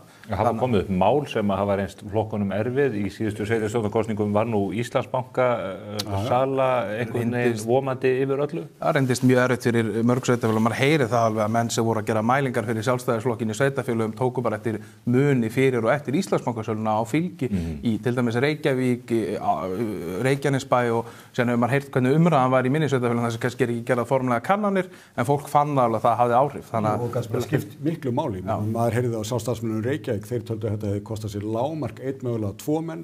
Í Hafnarfirði þá bara það endaði með því að Rósa ferði sig yfir í landsmálin. Hún telur bara að hún hafi í raun og veru mist bótana eru út af þessu. En það er líka áhugavert að skoða Framsókn, rótgróinn flokkur og sterkur á sveitarstjórnarstiginu en það sem hjálpaði Framsókn líka síðast að það var mikil sveifla með þeim. Við sáum það að þeir voru að sækja í sveitarfélögum eins og Reykjanesbæ 22-23%, voru að sækja í Reykjavík átti 18%. Einar Þorsteinsson vinnur stór sigur og það sem gerist í borginni lítar svolítið andrúmsloftið heilt yfir, vænti maður? Algjörlega, og maður svona, ef maður myndi miða við stöðun í dag, þess að mælast með á landsvísu kannski 7% þeir eru auðvitað sterkar á sveitarstjórnarstiginu, en þá maður hissa að þeir myndu fá sama fjölda núna ári liðinu ef ekkert breytist. Og Framsóknarmenn vita þetta þegar maður tala við á til dæmis í Reykjavík, þeir það vil gera ráð fyrir því að þeir þurfi svona bara nánast að byrja upp á nýtt sko, að fara af stað og ég telja að þeir geti sko náð kannski 2 mönnum á góðum degi. Þannig að það eitt og annað eftir þarna. En þegar að Samfylkingin að ráðgera þetta að nota sér vinsaldir formannsins og þau eru í forsætisráðuneytinu og svo framvegis, það meira en að segja samt sem áður. Víða land taka Samfylkingin með þátt í ýmsum listum sem kannski eru búin að vera þar í einhver kjörtímabil og það erfitt að flytja sig út úr þeim. En svo megum ekki heldur gleyma því að víða eru þessi staðbundum mál svo sterk að þar eru menn kannski að rífast hvort að vegurinn eigi að liggja fyrir ofan fjallið eða neðan og það getur sko raðast eftir ekki þessum flokkum, það getur bara verið eftir mönnum eða sko hvorum enn í bænum þeir vinna. Það hefur talsverður titringur verið gagnvart ríkisstjórninni á sveitarstjórnarstiginu út af veiðigjaldafrumvarpinu. Arnar Lára Jónsdóttir fyrir bæjarstjóri Ísafirði færir sig í landsmálin og það eru fleiri dæmi þetta og maður heyrir að það titringur. Verður þetta mál ofalega á baugi haldiði að ári liðnu þegar að ríki verður sest eða eru þau að klára þetta réttum tíma þannig að þau verður með þetta bara í eiginlega skottinu? Ég tel að afar ólíklegt, ég held að starfið sé bara að þú horfir á hvernig þjóðfélagi lítur á þetta veiðigjaldafrumvarp, stór hluti styður frumvarpið og það verður svolítið erfitt held ég eftir ár að heimfara þetta einhvern veginn yfir á sveitarstjórnarstigið og ég held að frambjóðendur munu þetta fremsta megni ekki reyna að plata sig út í einhverja veiðigjaldaumræðu, eitthvað sem að sveitarstjórnarstigið hefur þetta ekkert að segja, þetta bara ákvörðun ríkisstjórnar, þetta frumvarp ríkisstjórnar. Já, ég ekki sammála þetta, ég held einmitt að fyrir eins og Arnar Láru að þetta verði sko notað gegn Samfylkingunni fyrir vestan, að mennum muni segja sem svo, allar þessar viðvaranir, það koma á daginn, að það hefur minkað hérna landvinnslunni, það fluttist 5 störf þangað eða hingað eða eitthvað, þetta var lagt niður og svo framvegis, vegna að þá verður þetta byrja að koma fram, en það sem meir Dagur B. Eggertsson, gamli borgarstjórinn sem að manni sagt að sé í þingflokki Samfylkingarinnar, hann var bara að sko hóta því að þessi breyting á veiðigjöldum sem við verið að gera núna, 2-földun veiðigjalda, að þetta væri bara fyrsta skrefið og þegar það kemur að kosningunum á ári, þá verður menn byrjaðar að ráðgera hvað eigi að leggja meira á. Þá verður menn komið með reynslu og það getur reynst erfitt fyrir ríkisstjórnarflokkana í þessum sjávarplássum. Það einmitt fleiri flokkar í ríkisstjórninni heldur en Samfylkingin. Viðreisn sjáum við með örfá fulltrúa, hvað þetta í heildina? Þeir eru ekki með neitt, þeir eru með 5 fulltrúa í heild. Sko. Flokkur fólksins áþekkar tölur þar. Þetta eru flokkar sem eru stóri og myndu, þeir eru við völd í landinu. Þeir hljóta vilja líka leggja áherslu á það að bjóða fram í eigin nafni. Viðreisn maður kannski sér í síðustu kosningum, þá náður landsbyggðarþingmenn í hverju kjördæmi, þannig að vera áhugavert hvort að sú dýnamík hjálpi þeim eitthvað í sveitarstjórnarkosningunum. Staðreyndin samt svo að sveitarstjórnarstigið aðeins íhaldssamara þegar kemur að kosningum og maður hissa að þau myndu fara að ná mikið af bæjarfylgdurum á landsbyggðinni. En þetta auðvitað, eins og Andrés er búinn að minnast á þetta, það auðvitað hellinga þessum bæjarframboðum í raun og veru sem ekki undir merkjum eins og stóru flokka. Sem dæmi nefni í Reykjanesbæ ertu með beina leið sem í meirihluta þar og það raun og veru bara Viðreisnarframboð. Guðbrandur Einarsson var einn af stofnendum þess framboðs, núverandi oddviti fyrrverandi framkvæmdastjóri þingflokksins hjá Viðreisn. En munu menn vilja þá klæða til þennan búning áfram? Það er ekki augljóst að munu bæta vissi sko. Ég held að menn muni þurfa að meta það líka hvort þeir telji að þeir geti bætt vissi fylgi og haft þannig meira áhrif og það er ekki endilega augljóst. Það veldur svolítið sko á styrk flokkana, ekki endilega hvernig þeir eru að standa sig í landsmálum, heldur líka bara þessi batteri. Við höfum séð þar til þess að Sjálfstæðisflokkurinn hefur farið út í það að fara í kjördæmi eins og í Hrunamannahreppi að búa til lista þar sem var ekki listi fyrir. Náttúrulega á Suðurlandi mikið af fólki sem hægramenni í lífinu. Þeir fóru fram og gekk ágætlega en náðu ekki meirihluta og þeir bara bættu í og náðu meirihluta næst. Sýndu að þetta skipti máli. En sko þeim var ekki bara að nýtast það að geta verið með XD í barminum eða bæklinga í sama útliti og restunum flokknum. Nei, þeir voru að sækja einmitt í reynslu og þekkingu og gátu svolítið sko mennta sig í sveitarstjórnarmálunum, þannig að þeir voru að koma miklu sterkari inn í þá umræðu og ég held að það er við víðar og á allt eins við hjá hinum flokkunum. Það var klókt líka í Hrunamannareppi, þeir eru með lista sjálfstæðismanna og óháðra. Þannig að þeir taka með sér fólk líka sem ekki endilega bara sjálfstæðismenn og ég held að það muni segja sérstaklega Samfylkingunni þegar hún fer að fjölga framboðum og hún verður ekkert endilega með bara listi Samfylkingarinnar, hún verður með lista Samfylkingar og óháðra til þess að draga með sér bara kratan alla. En það ekki bara leikur á orðum frekar en annað? Já, hefur áhrif, getur haft áhrif. Það getur alveg sko... Akkur bjóðu það ekki allir fram undir nafninu Framsóknarmenn og óháðir? Það er nú bara töluvert það, vegna þess að ef menn í litlum plássum og vilja kannski fá skólastjóra með sér á lista. Honum finnst erfitt að fara inn og merkja sig einhverjum flokki, en það getur mjög auðvelt fyrir að segja, já en ég er óháði maðurinn sko sem við erum að tala. Hann er óháð á söfnunum. Flokkur fólksins, hafa þau burði styrkt til þess að fara að bjóða fram í öllum helstu sveitarfélögunum? Þykir það ólíklegt og sérstaklega bara miðað við stöðu flokksins akkurat í dag, hann er búinn að hrynja í könnunum síðan að þeir fóru í ríkisstjórn. Maður verður bara svolítið að sjá hvernig staðan verður eftir ár en maður hefur ekki hvað er eiga peningum heldur? En maður hefur ekki séð það að séu miklu flokksinviðir þarna í flokki fólksins og ég sáum það líka bara svolítið í Ásthildar Lóumálinu að hún var kannski ekki með neitt bakland til þess að styðja við hana þarna á þessu tíma þannig að ég á eftir að sjá það að flokkur fólksins bjóði fram í mörgu sveitarfélögum. Ég myndi frekar horfa á miðflokkin sem að er í stjórnarandstöðu og er svolítið að berja mönnum. Landsbyggðartengdur? Ég er landsbyggðartengdur og þeir hafa áður bara staðið ágætlega í sveitarstjórnarpólitíkinni. Þannig að ég myndi alveg gera ráð fyrir því að þeir myndu sækja talsveit í þessu verð. Ég man nú bara kannski eftir kostningunum í Grindavík í síðustu sveitarstjórnarkosningum. Miðflokkurinn auðvitað fær svona eitthvað atkvæði hér og þar, en fær þarna, en hann fær þarna 33% í sveitarfélag og það kom fólki verulega óvart. Þetta er svona sjálfstæðismanna sveitarfélag en þeir stiltu fram öflugum lista og fengu 33% í vikið. Það var stemning þar. Flokkarnir sem að dutt út á þingi, menn að þetta var mikið blóðbað hér 30. nóvember, Vinstri grænir og Píratar. Þetta eru flokkar sem að hafa infrastruktúru, eru með peninga, eru með málsmetandi fólk á sínum snærum. Er ekki eina líflína þeirra upp á það að halda sér á floti fram að næstu þingkosningu, hvenær sem þær verða, að sýna einhverja takta í sveitarstjórnum? Þeir eru að meta það þannig, en ég held að það verði svolítið mismunandi gæfan hjá þeim. Fyrir Vinstri græna er þetta bara spurning hvort að þeir halda lífi eða ekki. Þeir eru með alls nýju fulltrúa, en þeir eru svolítið á tvist og bast og þú veist, mun Líf halda þessu eina sæti í Reykjavík, heyri ekki að minnst ekki ráð fyrir að þeir sé að fara að bæta neitt við sig.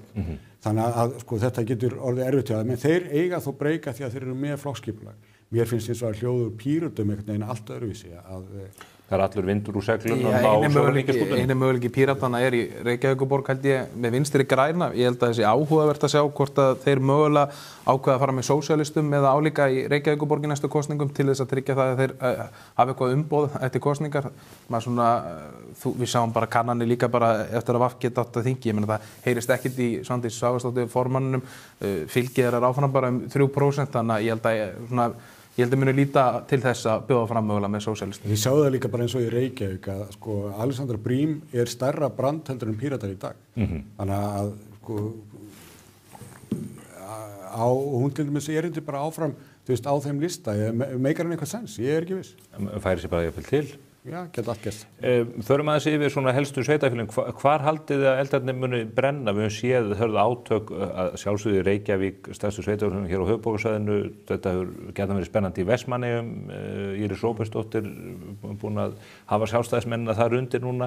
Hvar haldið þið að fókusin hjá okkur verði svona fréttalega sér?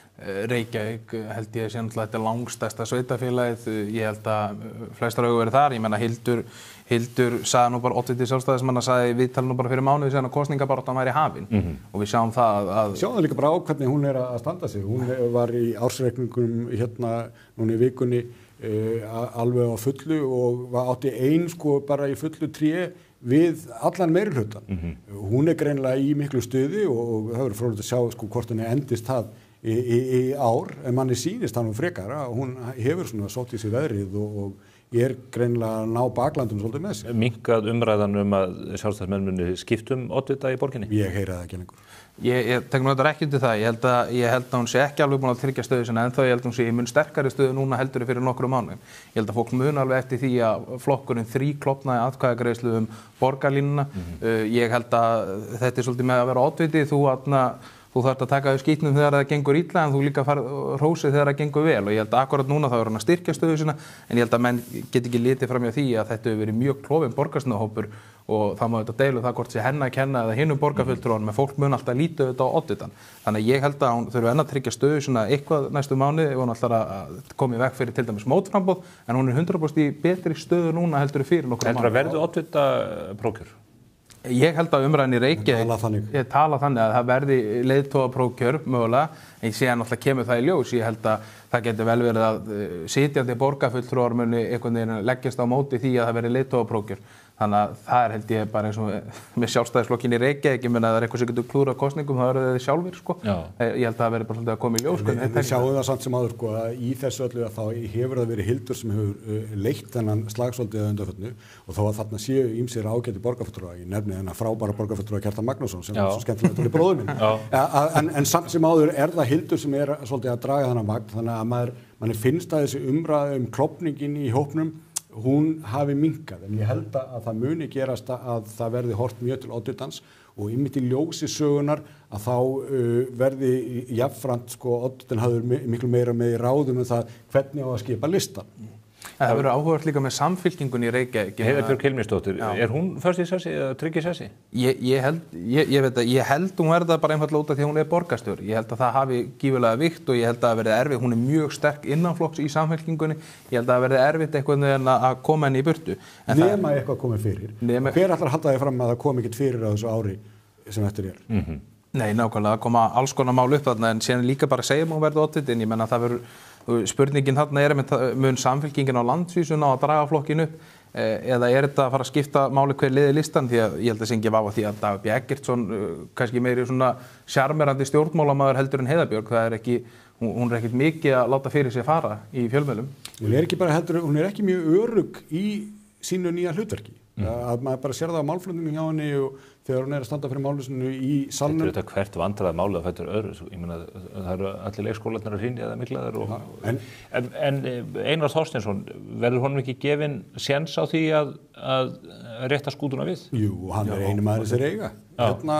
Sem eitthvað svona aðkveður og manni finnst að hann hafi nú tekið þessu freka kallmannlega hvernig hann gengur út úr þessum meiri hluta og það misnast hjá honum að mynda nýjan en hann lætur það nú ekkert á sig fá og bara heldur áfram. Helga Þórðardóttir í flokki fólksins, systir Sigurjóns, svo tölum áfram systkin í pólitík og ekki. Er hún kandidatinn sem að flokku fólksins mun kera eða munu þau leitað einhverjum þekktum þeir munu vaflega leita einhverjum öðrum en mér skilst sem að hún hafi nú þegar gefið út að hún líti ekki á þetta sem sitt framtíðarstarf.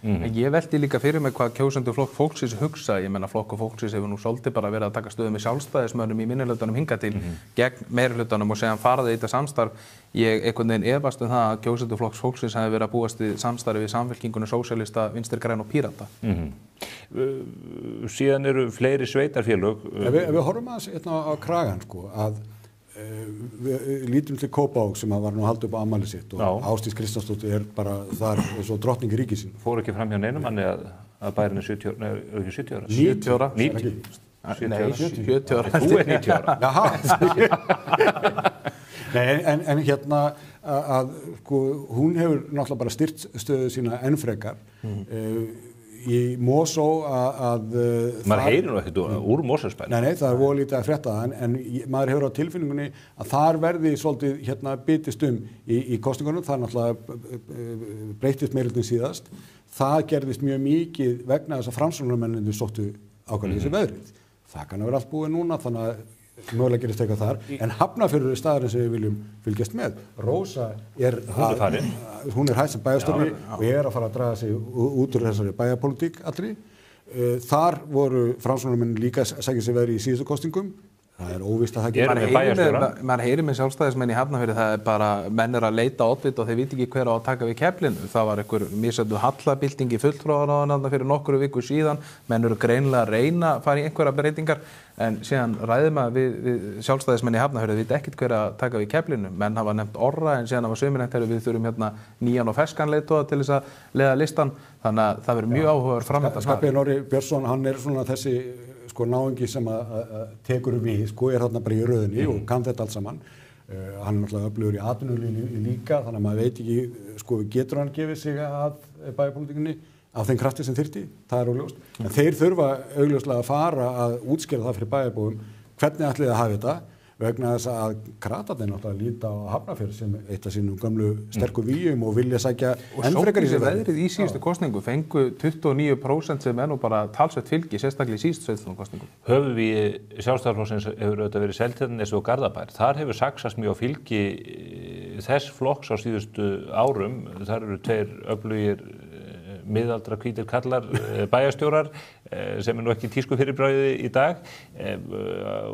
Verður þetta nauðvörn fyrir Sjálfstæðisflokkinn í þessum sveitarfélögum? Ég held ekki. Ég held að þeir hafi, á Nesinu voru hann svolítið svona lokálvandamál sem voru að há þeim. Í Garðabæ held ég hafi verið svona bland af bæði hlutum eins og þessu dýra íþróttahúsi og fjárhagurinn var aðeins erfiðari. Hækkandi útsvari, en það var líka sem sagt landsmálapólitíkin var að þvælast fyrir þeim og ég held að svo verður ekki raunin í kosningunum á næsta ári. Við hefum ekki glemma Garðabæ en þó að þeir séu með þarna 7 bæjarfulltrúa af 11 sem er mikill meirihluti þá fá þeir undir 50% í síðustu kosningum. Þannig að ég held að verða alveg raunverulega, þetta verði hörku barátta og ég held að Garðabær kannski hefur breyst svolítið sem sveitafélag, það er meira fjölbýlið þarna núna og það er alveg vita að það getur alveg reynst sjálfstæðismönnum aðeins erfiðara. Það hefur verið mikill aðflutningur fólks, og þannig að það auðvitað breytir demografíunni. Síðan erum við með Akureyri, Ísafjörð, Fjarðabyggð, Reykjanesbæ líka náttúrulega sem er náttúrulega fjórðastærsta sveitafélagið. Þar erum við búin að vera með meirihluta Samfylkingar, Framsóknar og núna beinna leiðar og ég meina það hefur verið svona nokkurn veginn vinstri meirihlutan í 12 ár. Maður finnur það að menn eru byrjaðir að gíra sig upp í kosningar og ég held að verið margt spennandi þar. Jóhann Friðrik sem var áður oddvitinn í Reykjanesbæ fór á þing en hann féll á þingi í síðustu kosningum. Það verður spurning hvort að hann og Halldór Fríða, nú er þetta oddviti Framsóknar, muni mögulega takast á oddvitan. Ég held að við ættum að, með sjálfstæðismenn, ég held að verið mikla breytingar þar mögulega. Margrét Sanders, nú er þetta oddviti, þetta er hann annað kjörtímabil, hún hefur gefið sterklega í skyn að hún ætli ekki að bjóða sig fram aftur og þá heyrir maður 3 nöfn, Vilhjálm Árnason, ritara Sjálfstæðisflokksins, maður hefur heyrt Ásgeir Elvar, framkvæmdastjóri Bílaleigunar Geysis, maður hefur heyrt Gunnar Örlygsson og maður veit auðvitað ekkert hver áhugi þessara manna er á þessu en þetta er auðvitað umræðin sem er í gangi í samfélaginu og það verða væntanlega tekist á stór mál. Er ekki Kjartan Már bæjarstjóri ráðinn, er ekki líka þess að hann sé að hætta? Ég myndi ætla það, hann er búinn að vera í 12 ár og maður svona heyri það allavega á umræðina að það sé ekki stefnt á að hann ætla að gefa kost á því að vera ráðinn aftur, hann er ráðinn bæjarstjóri, ekki pólitísku bæjarstjóri en það verður væntanlega komið í ljós og það fer eflaust eftir hvað meirihluti verður myndaður þarna eftir kosningar. Þetta er Sjálfstæðisflokkur fær þarna 28% pluss, Framsókn rúmlega 22% og Samfylkingin rétt undir 22%. Maður myndi svona búast við því að Framsókn myndi gefa aðeins eftir bara út af því að þeir náttúrulega eins og við ræddum á hann voru mikilli sókn í síðustu sveitarstjórnarkosningum og síðan eru bara stór mál, maður sér það bara í umræðinu og Vilhjálmur Árnason var nú að skrifa harðorða grein meirihlutann. Við sjáum bara að það er verið að samþykkja húsnæðisáætlun, það sem að 95,6% af öllu íbúðarhúsnæði sem ára byggt til þess 2033 eiga að vera blokkaríbúðir. Það eru þetta einn lengsti biðtími á landinu eftir leikskólaplássi er í Reykjanesbæ, börn að komast þarna inn, þau eru að vera 2 ára eða komin á 3. aldursár. Ég held að það sé mynd verðt að fylgjast með því hvað er að gerast þarna suður frá, vegna þess að þar hafa orðið feikilegar breytingar á samsetningu íbúa og meðal annars vegna innflytjenda en það eru fleiri þættir sem að koma til. Þetta hefur séð hjá fleiri sveitarfélögum. Við getum að segja þetta upp á Skaga og Vík og þarna eru þessar breytingar geta haft áhrif á það hvernig menn kjósa, hverjir kjósa. Vandamálin eru önnur, það er einmitt bara hvernig vegnar atvinnulífi í bænum eða er þetta allt saman uppbygging á íbúðarhúsnæði. Hvar fellur kostnaðurinn til? Þarf að byggja fleiri skóla eða hvernig er það allt saman? Það er mikil breyting að þessi stað í mörgum sveitarfélögum og það mun tvímælust hafa áhrif á kosningarnar og það á að hafa áhrif á kosningarnar.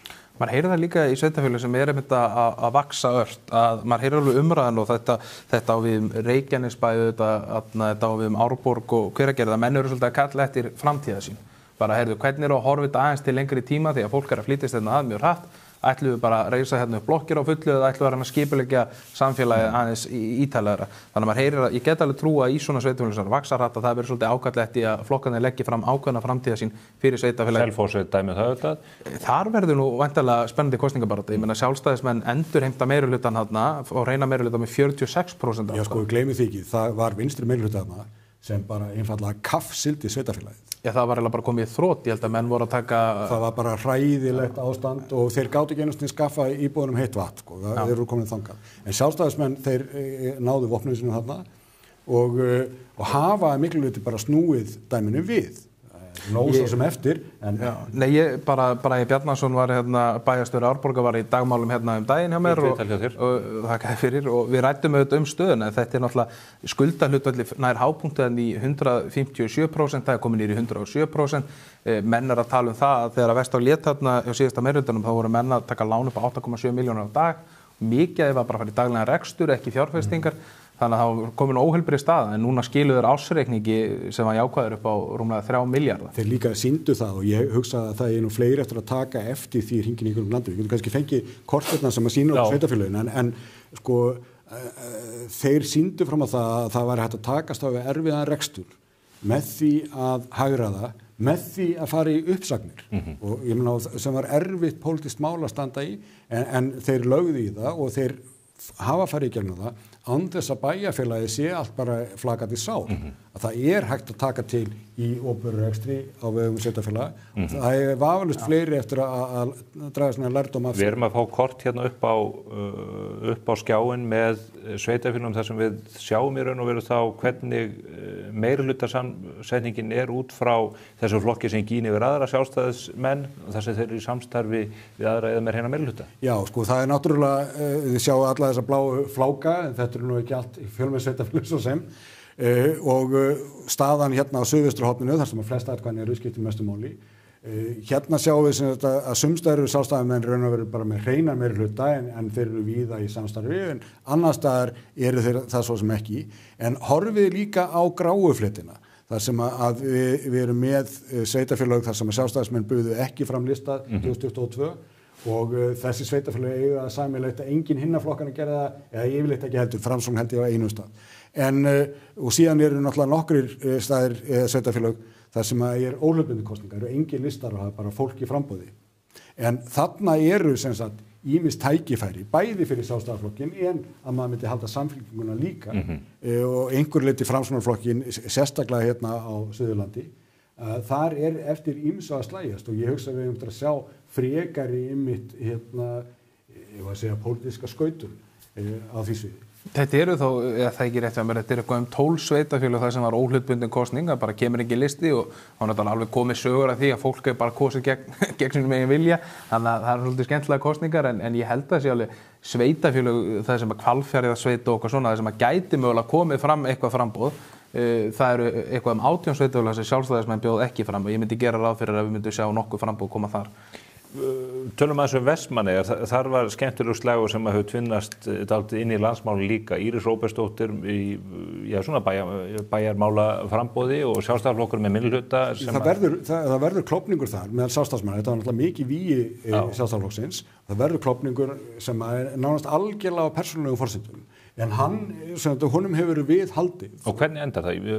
Eru sjálfstæðismenn með oddvita til þess að taka slaginn við þennan, myndi ég segja, vinsæla bæjarstjóra? Ég meina, þau eru með ýmsa ágæta þarna í bænum og við sáum þannig bara en daginn. Komdu með nöfn? Já, Gísli Stefánsson til dæmis, sem var nú að koma með þing, að hérna hann bara er öflugur náungi, en maður fær ekki séð að meðan að Páls Magnússon að nýtu við, þannig bara rétt að ítreka það að hann er stór leikandi í þessu leikriti, að þá sér maður ekki að það sé sko neitt að fara að setja satt. Nei, Gísli Stefánsson er mitt öflugur kominn sem varaþingmaður. Ég held að hann sé með augun á þinginu frekar þegar þar að kemur. Þú veist að hann hefur augun á þinginu? Nei, hann fór náttúrulega augljóslega, hann bauð sér náttúrulega fram í 4. sæti og er í 4. sæti, þannig ég held að sjálf augljóslega hann hafi áhuga að fara þangað. Eyþór auðvitað núverandi oddviti og þetta er eins og Andrés minnist á, þetta er svakalega persónulegt og ég held að til þess að vinna svona kosningar, ég ætla að reykja það smáð. Sjálfstæðismenn tapa meirihlutanum fyrir 8 árum, held ég með 4 atkvæðum. Þeir tapa honum samt í síðustu kosningu fyrir 4 árum með 100 og atkvæðum. Þeir nafngreindu sko þau atkvæði sem vantaði og atkvæði Páls Magnússonar var eitt af þeim. Það hlýtur að vera umhugsunarefni fyrir sjálfstæðismenn að bilið breikkaði þarna á milli kosninga og þá veltir maður fyrir sig hvað þarf til þess að breyti þessu. Þetta er náttúrulega líka þannig að ef þú nærðu að samfara kannski ykkur 4 fjölskyldur þá gætur mögulega ná meirihlutanum aftur. Það er ekki 25 manns í hverju fjölskyldu í Vestmannaeyjum? Ætt, réttar að segja. Það eru nú samt stóra fjölskyldur en ég held að þetta sé eitthvað sem að menn þurfi bara reynilega að ef þeir ætlar að ná meirihlutanum aftur þá þurfa þeir bara að horfa á bara ákveðna hópa og reyna að ná þeim tilbaka hinn í listanum.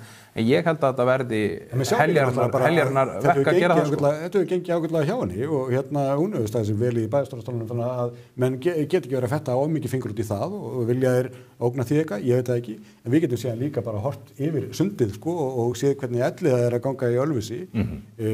Hann náttúrulega er ráðinn þar bæjarstjóri en mun hann söðla og fara í framboð, maður veit það ekki, hann gæti gert það sjálfsagt en það eru sko, maður heyrið það víðan land, það eru margir að horfa á Ölfus og það sem hann er að gera þar vegna þess að hann nálgaðist í rauninu stjórn bæjarfélags sem allt öðrum hætti. Það er þessi gríðarlega mikla uppbygging sem hefur átt í stað þar sem hann er að draga inn fyrirtæki og svo framvegis og ég var nú... Hann er bjartsýnn maður að eðlisfari. Hann er bjartsýnn maður að eðlisfari en ég meina ég var með Villa Bygg verkefnisfólkið hjá mér í viðtali hér daginn og hann bara það komu sko stjórnir í augun á honum og hann sagði bara þetta er maður að munu skapi, hann er að stunda þá atvinnuuppbyggingu sem þarf að eiga sér stað á landsbyggðinni og bara elliða maðurinn. Ég er líka bara þegar að Herjólfur verið í frambúði á Skaganum.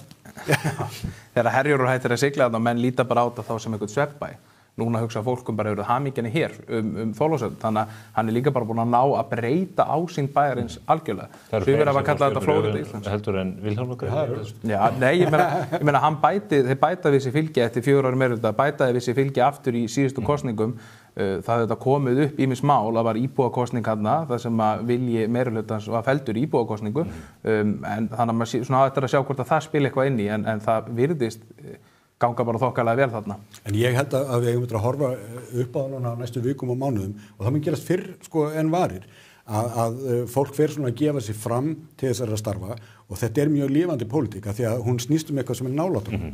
Við erum að hugsa það hvernig er sorpið hýrt, er skipt ljósapörur í götuljósunum og allt þetta, hvar líkur vegurinn, er búið að klára þetta í dagheimilinu eða ekki og sko höfum í huga að það eru í þessum 62 sveitarfélögum það eru sko 470 sveitarstjórnarmenn og jafnmargir varamenn. Þetta eru sko 0,25% landsmanna sem að þarna eru aktífir í þessari pólitík sem að næst okkur er. Þetta er lýðræðið í sinni tærustu og fegustu mynd? Já, og þetta eru sko vinur okkar, ættingjar, fjölskylda, nágrannar fólk sem við erum að spila fótboll með og svo framvegis. Þannig að sko næsta ára áttur að verða mjög lifandi og kröftugt í þessari pólitík sem að okkur varða kannski mest Herri, ég tek nú eftir einu í kortinu einni villu við að eitt sem hefur breyst. Það er óhugsandi. Fjarðabyggð, það þetta meirihluti springur þar á síðasta ári, þessi sjálfstæðismenn voru ekki meirihluta og nú eru þeir konir í meirihluta með framsóknarmönnum, ekki sagt. Það er fjarðalistinn hann sem að kýs gegn tillögu meirihlutans. Það eru fleiri alvarlegar villur í þessu korti á Andrési og sér að Tálknafjörður er ekki lengur sjálfstætt sveitarfélag Þetta veit hann auðvitað. En það er það allir eins og í Fjarðabyggð, að þar sér maður að Raggi Sig sem er þar fyrir Sjálfstæðisflokkinn, sem mann voru bara ekki vissur sko, á hvaða leið hann væri með flokkinn allt innu þetta blómstra, þannig að þú veist, þarna... Fáður ekki svona bestu kosningum bara í síðustu kosningum? Jú, í þessari pólitík, sko, að þar er að koma fram fólk sem að sennilega, eins og í Vestmannaeyjum, verður okkar framtíðarfólk inn á þingi síðar. Nú verð ég að stoppa ykkur, það er að stytta svo svakalega kosningar. Þetta eru spennandi tímar, ég hlakka til að fara yfir þessi mál með ykkur. Við þurfum að taka stöðuna hér strax í haust þegar við komum aftur saman. Ekki bara stöðuna hér vegna þess að ég treysti á það að við séum síðan að leggast í ferðalög landið til þess að kynna okkur þetta. Landið þvert og endilangt, það er rángsælis og réttsælis. Andrés Magnússon og Hermann Rökkvi Gunnarsson, þakka ykkur kærlega fyrir komuna. Eins og þið heyrið áhorfendur og áheyrendur góðir að þá margt að ræða í pólitíkinni. Það er ekkert fast í hendi varðandi kosningarnar árið liðnu en samt getum við talað hér út í eitt, við hefum getað haldið áfram í allan dag. En þið munum fá bestu upplýsingarnar, áhugaverðustu fréttirnar af þessum vettvangi bæði hér á vettvangi Spursmála og MBL og í Morgunblaðinu. Þannig hefur það verið og verður áfram.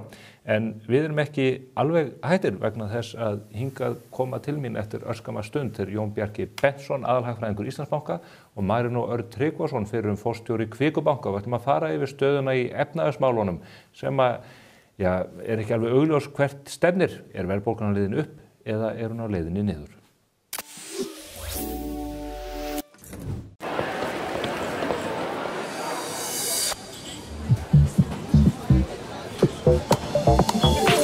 Step right, shine bright.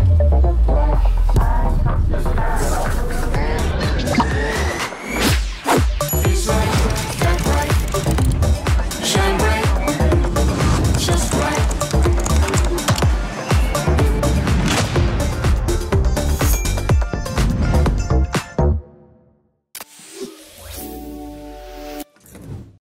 Komið sæla nýju. Við ætlum að núna horfa af meiri fókus á efnahagsmálin, stöðuna í hagkerfinu og ég fengi tvo frábæra sérfræðinga úr ólíkum áttum til þess. Það eru þeir Jón Bjarki Bentsson, aðalhagfræðingur Íslandsbanka og Marinó Örn Tryggvason, fyrrum forstjóri Kvikubanka. Velkonni báðu tveir. Takk fyrir boð. Byrjum kannski bara á uppfærðri spá frá ykkur. Við erum auðvitað að búa okkur undir það að Seðlabankinn komið með einhverja leiðsögn á miðvikudaginn næsta. Peningastefnunefndin mun funda mánudag og þriðjudag. Hvað haldið þið að Ásgeir Jónsson drægi upp úr pípuhattinum að þessu sinni? Ég held að hann muni leggja til óbreytta vexti og það verði niðurstaðan. Það er alls ekki ótvírætt samt og við lágum heilmikið yfir þessu sérstaklega eftir að við fengum niðurstöður úr væntingakönnun markaðsaðila sem að óvænt sýndi töluvert bjartari verðbólguvæntingar heldur en þeir höfðu áður vænst. En með hliðsjón af því hvernig síðasta vaxtalækkun var rökstudd sér í lagi, þá er svolítið erfitt fyrir þá að slá þann tón aftur í ljósi þess sem við gestum við síðan. Þá er í sér í lagi að vísa á þá röksemdafærslu að með hliðsjón af því að verðbólga væri líkleg til að hjaðna á næstu mánuðum eins og við orðuðu það, þá væri óhætt að lækka stýrivexti án þess að aðhaldsstýrt peningamála lækkaði við það. Síðan kemur mæling frá Hagstofunni fyrir skemmstu og ykkur hrís hugur við að fara yfir þær tölur. Já, sko, við viljum samt ekki gera mikið úr þeim. Þær voru litaðar af tvennu, annars vegar bara páskaflugtrafikkinni. Páskarnir er alltaf hækkunartími í flugfargjöldum og það hafði áhrif núna. Hætta með þessa páska? Já, hætta þeirri vitleysu eða minnst kosti hafa á sama mánuð hverju ári ef við getum saman í kirkjunum það. En hitt var að íbúðaliðurinn, sem sagt að reikna húsaleigan tók óvenju sterkt við sér. Þó það er kannski frekar eitthvað sem að þau horfa til. Já, flugið kemur til með að lækka væntanlega aftur töluvert í þessu mánuði og við vorum reyndar nýverið að gefa út verðbólguspá þar sem að verðbólgan fyrir aftur niður í gildi sem hún var í mars. En það er fasteignamarkaðurinn sem hefur þetta verið krabbameinið í þessum mælingum öllum árum saman sem að virðist vera að dúkka upp aftur? Hann er segur. Hækkunartakturinn þar, þó að framboði sé að aukast jafnt og þétt og á sumum eignum er greinilega bara ákveðin stífla í markaðnum. Sýrilega þá er ég að tala um svona nýjar tiltölulega dýrar per fermeter eignir í téttingarreitunum. Þetta er að selja stræmt. En þráttur þetta, þá mæla þessir aðilar sem að halda utan um verðþróun, bæði HMS og Hagstofan, mæla þá svona almenna hækkun á markanum. Og hann hefur náttúrulega, það hefur verið seigari í honum heldur en margir héldu og sýrilega auðvitað hefur það verið vegna þess að fjármögnun á eftirspurnarliðinu fæst í svo ríkum mæli yfir í vetrið. Þannig að það eitthvað sem að þau örugglega horfa töluvert meira til heldur en þessar einu mælingar. Og svo hitt að verðbólga ekki bara verðbólga, það hérna alls konar undirliggjandi mælikvarðar og sem og auðvitað væntingamælikvarðarnir. Og sumir þeirra hafa hreint ekki verið að þróast heldur með hagfelldum hætti fyrir bankanum og alls ekki eins og þau voru að vonast til. Marinó, þú heldur nú ekki úti opinberum spám þetta efni, heldur þú að peningastefnunefndin muni bara haldi í horfinu, tróða marfaða? Ég svona alltaf vona að þeir lækki og ef ég þyrst að spá þá myndi ég nú spá að þeir myndu lækka allavega 25 púnta og ég kannski byggi það á kannski úr annari átt að mér finnst ágætt að hugsa þetta svoleiðis að það sem að gerast út í heimi að þessi umræða tolla aukna áhættu í alþjóðaviðskiptum að það virkar í sjálfins á svipaðan hátt eins og aðhald í hagkerfi og getur gert það til framtíðar og stýrivaxtabreytingar núna þær hafa áhrif eftir kannski ár eða 2. Þannig að hagkerfi núna að fást við stýrivexti eins og þau voru fyrir kannski árið síðan eða meira þegar þau voru í hæstu hæðum og Seðlabankinn með 2 markmið. Það verðstöðugleiki og svo það fjármálastöðugleiki og þegar maður horfa til þá áframhaldandi eða með framsýnar ákvarðanir að þá held ég og við erum kannski ekki alveg komið þangað en það svona styttra í það heldur en áður að fjármálastöðugleiki geti haft áhrif á vaxtabreytingar og eins og vextir eru góðir til þess að halda niður í væntingum og kannski eina tækið eða sterkasta tækið, besta tækið til þess að halda niður væntingum verðbólgu að þá eru vextir mjög slæmir upp á fjármálastöðugleika að því að aukin þá möguleg vanskil getur sagt kólnun í hagkerfi að það vinnur gegn fjármálastöðugleika markmiðinu þannig að ég held að það séu svona aukna líkur á því að það styttist í það að peningastefnunefnd muni byrja að horfa á fjármálastöðugleika meira heldur en hefur gert og byggt á því þá tel ég að fjármálastöðugleika peningastefnunefndin muni taka varfæri skref í lækkun vaxta. Það þá til þess að koma í veg fyrir mögulega aukin vanskil hjá einstaklingum og fyrirtækjum sömuleiðis vantarlega til þess að draga úr fjármögnunarkostnaði í fjármálakerfinu. Já, allt þetta og í sjálfum sér þá má líka segja að við sjáum að umsvif eru minni þó væntingar eins og væntar á að einhverjum mælikvörum að þá eru þær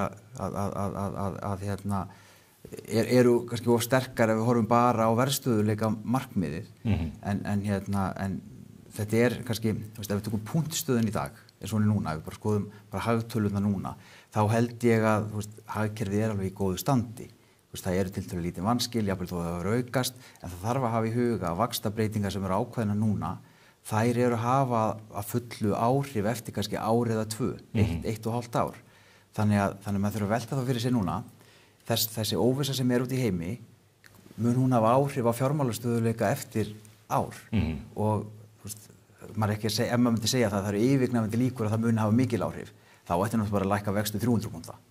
Þannig að maður kannski ekki að segja að það sé eitthvað svoleiðis en það aukin áhætta og út frá því held ég að sé eðlilegt að leggja aukna áherslu á það að taka varfæri skref í lækkun vaxta en það mjög auðvelt ef maður horfir bara á verðstöðugleika markmið að færa rök fyrir því að það ætti annarkvæmt að taka mjög varfæri skref eða ekkert skref. Hvernig hljómar þetta á Bjarki?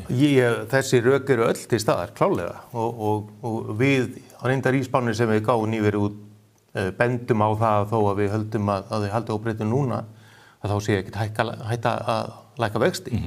Og þau hefjast handa eftir þetta langa árvissa sumafrí bankans við áframhaldandi lækkun vaxta.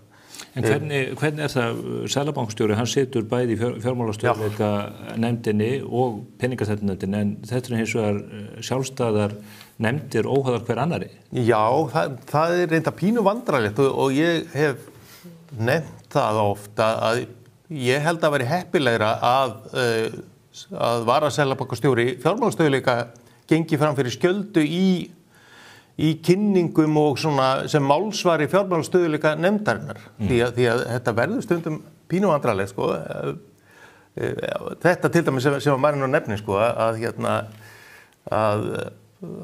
þessi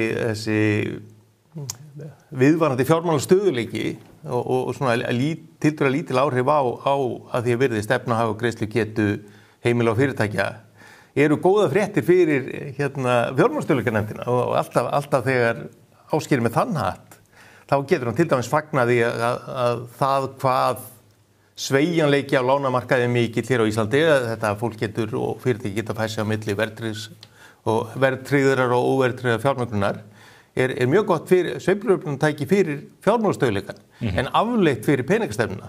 Og getur eiginlega sagt svoleiðis að fyrir verðstöðugleika þá sé betra að þú þarft að gera vitleysu í aðra áttina, þá betra að vexti aðeins og háa aðeins og lengi. En fyrir fjármálastöðugleika er betra að hafa vexti aðeins og lága of lengi. Þannig að þetta er pínlítið svona ekki samhverft. Ekki samhverf á þetta. Þetta er vera óþægilegt fyrir Ásgeir. Hvernig þurfum menn ekki bara að vera með klófum persónuleika til að þetta? Nánast, og eins og segi, ég held að myndi einfalda, ég held að myndi gera stefnu bankans í þessum tvennum markmiðum bara svona auðskiljanlegri og koma í veg fyrir rugling ef að Tómas Brynjólfsson kæmi fram í fjölmiðlum á kynningafundum sem svona aðal málsvari þess efnis og þeirra ákvarðana sem fjármálastöðugleikanefndin gerir. Er það ekki rétt munið að þessu var breytt í einhverjum svona innanhúsátökum milli Ásgeirs Jónssonar og Unnar? Nú skal ég bara ekki segja, en ég man hér í gamla daga þegar fyrstu árum mín í bankanum, það að segja í þessu starfi sem ég er í, að þá var það fjármálastöðugleika, yfirmaður fjármálastöðugleikasviðs. Það voru náttúrulega ekki þetta varaseðlabankastjóra system, þá var Tryggvi Páls yfir fjármálastöðugleikanum og hann fór til dæmis hringinn í bankana til þess að fjalla þetta og gekk svona fram fyrir skjöldu. Það var náttúrulega kannski minni fókus reyndar á það sem að þau væri að segja í þeirri nefnd. En þetta breyst mikið síðan og það kann vel að vera að einhver svona innan og Stínavík spila það rullu. Ég held að væri á endanum heppilegra ef að þau skiptu þarna með sér verkum. Við komum því hér með til skila að þessum vettvangi. Marino, þú segir almennt horfurnar í hagkerfinu bara þokkalegar, ekki mikið vanskil á hana, við skoðum opinbera tölur og auðvitað lítur þetta allt bara lút, en maður heyrir líka herpingi víða. Ég rætt bara við bakara og bílasala og fólk sem að selja þvottavélar. Menn segja að farið sinna ekki alveg slétt að það verðist vera svona undirliggjandi titringur hjá fólki. Já, vextir eru náttúrulega of háir. Það er erfitt að reka bæði skuldsett heimili og félög sem eru skuldsett. Og ef við tökum bara, við getum bæði horft á það út frá einstökum félögum og þá getur þetta verið erfitt. Svo getum líka horft á það út frá bara hagkerfinu og í víðu samhengi að á endanum snýst allt samkeppnishæfni og ef að vextir eru háir mjög lengi þá mun það bitna á samkeppnishæfni þjóðarinnar og endanum á lífskjörum. Þannig að þetta tengist allt. Þannig að það er við töpum tækifæri sem samfélag og sem þá fjölskyldur og fyrirtæki ef vextir eru of háir og lengi. Þannig að það er í sjálfum sér að vera mjög svona samfélagslega ábyrgð eða annað slíkt. Þá ættu allir að einhenda sér í það að reyna að lækka vexti. Þannig að raunvextir til lengri tíma séu lægri heldur en þeir hafa verið. Núna raunvextir einhvers staðar í kringum 4%. Það eru gríðarlega háir vextir og það er erfitt fyrir hagkerfi til lengri tíma að standa undir svona háum vöxtum.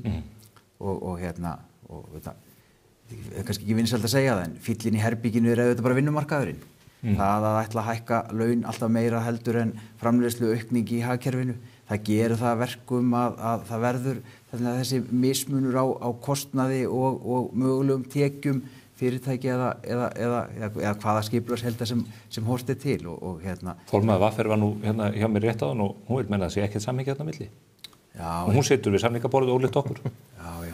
En ef menn vilja búa í einhverju hliðaveruleika eða í einhverju skýjaborgum þá verður menn bara að búa þar. En það er voðalega slæmt samt að þessar mikilvægu ákvarðanir séu teknar bara án tenginga við raunveruleikann. Talandi sko, stöðu Seðlabankans. Ég nefni þetta að maður finnur fyrir herpingi víða, þar sem mönnum finnst fólk ekki vera að versla nóg, en samt Seðlabankin að takast á við þenslu eða útgjaldafyllir eða hvað sem þetta er að kalla það. Hvar það að birtast ef að það gerir það ekki í þessu? Ef að menn eru að finna fyrir hörðum samdrætti í smásölu og bílasölu, jafnvel í fasteignasölunni? Sko, þarna nefnilega svona svolítið köflótt mynd sem birtist. Alveg eins og Marino, þá heyri ég auðvitað í stórum og smáum samtalsaðilum, viðskiptavinum, bankans og fólki sem við tölum við út í þjóðfélaginu að þetta er áskorun að glíma við svona háa raunvexti. En svo fáum við á sama tíma sko hagtölur eins og til dæmis kortaveltutölur fyrir þess að kortaveltu heimilana, bílainnflutnings- og nýskráningatölur, fjárfestingargögnin, semast aftur innflutning af fjárfestingarvörum sem er svona tímanlegasti mælikvarðinn á hvað takturinn er því, sem að segja svolítið aðra sögu og það er bara flókið stundum að para þetta saman, sko. Erum við að lesa í svona logni á undan storminum, var fólk bara að ákvaða að fara á svolítið svona, ekki kannski neyslu fyllir en svona gera vel við sig þennan veturinn, til dæmis í utanlandsferðum sem hafa jukust verulega ár frá ári, hvað okkur var það, og auknum bílakaupum og hinn og þessu, áður en að þau þurfa að fara að herða beltin í kaldara hagkerfi eða er í alvöru minni innistæða kannski fyrir þessum barlómi heldur en efnistanda til. Og nú vil ég alls ekki gera lítið úr því að það á alltaf að hlusta eftir þessum röddum að gögnin, hagtölurnar koma náttúrulega síðar heldur en fólkið í feltinu er að sjá breytinguna verða. Er þetta ekki líka hagtölurnar meðaltöl? Jú, þetta er eins og maðurinn sem stendur með fótinn í mismunandi bala og annar með sjóðandi vatn og hinn 20 gráður frost og líður vel að meðaltali. En bara báði fætundir ónýtir. Og ég held að það sé einhverju leyti svoleiðis núna að sum heimili eiga miklar peningalegar eignir og njóta hárra vaxta, menn önnur gera það ekki. Og þau sem eru með, sem hafa það ágætt, að þau eiga mjög auðvelt að ferðast til útlanda og annað þvílíkt og eins með fyrirtækin. Svo erum við þetta lítið hagkerfi, það eru gríðarlega fjárfestingar til að mynda í landeldi og öðrum svona stórum verkefnum og það hefur þetta gríðarlega mikil áhrif á hagtölunar. En það breytir því samt ekki að grunnurinn að hagkerfi eru, getur sagt, heimil og fyrirtæki almennt og þannig að meðaltölin geta alveg verið hættuleg. Þannig að ég er alltaf pínu hræddur við hagtölunar. Já, og þú veist, eins og ég segi, ef maður ætlar að horfa stíft í eins og innflutning fjárfestingarvara, hann er gífurlegum vexti núna.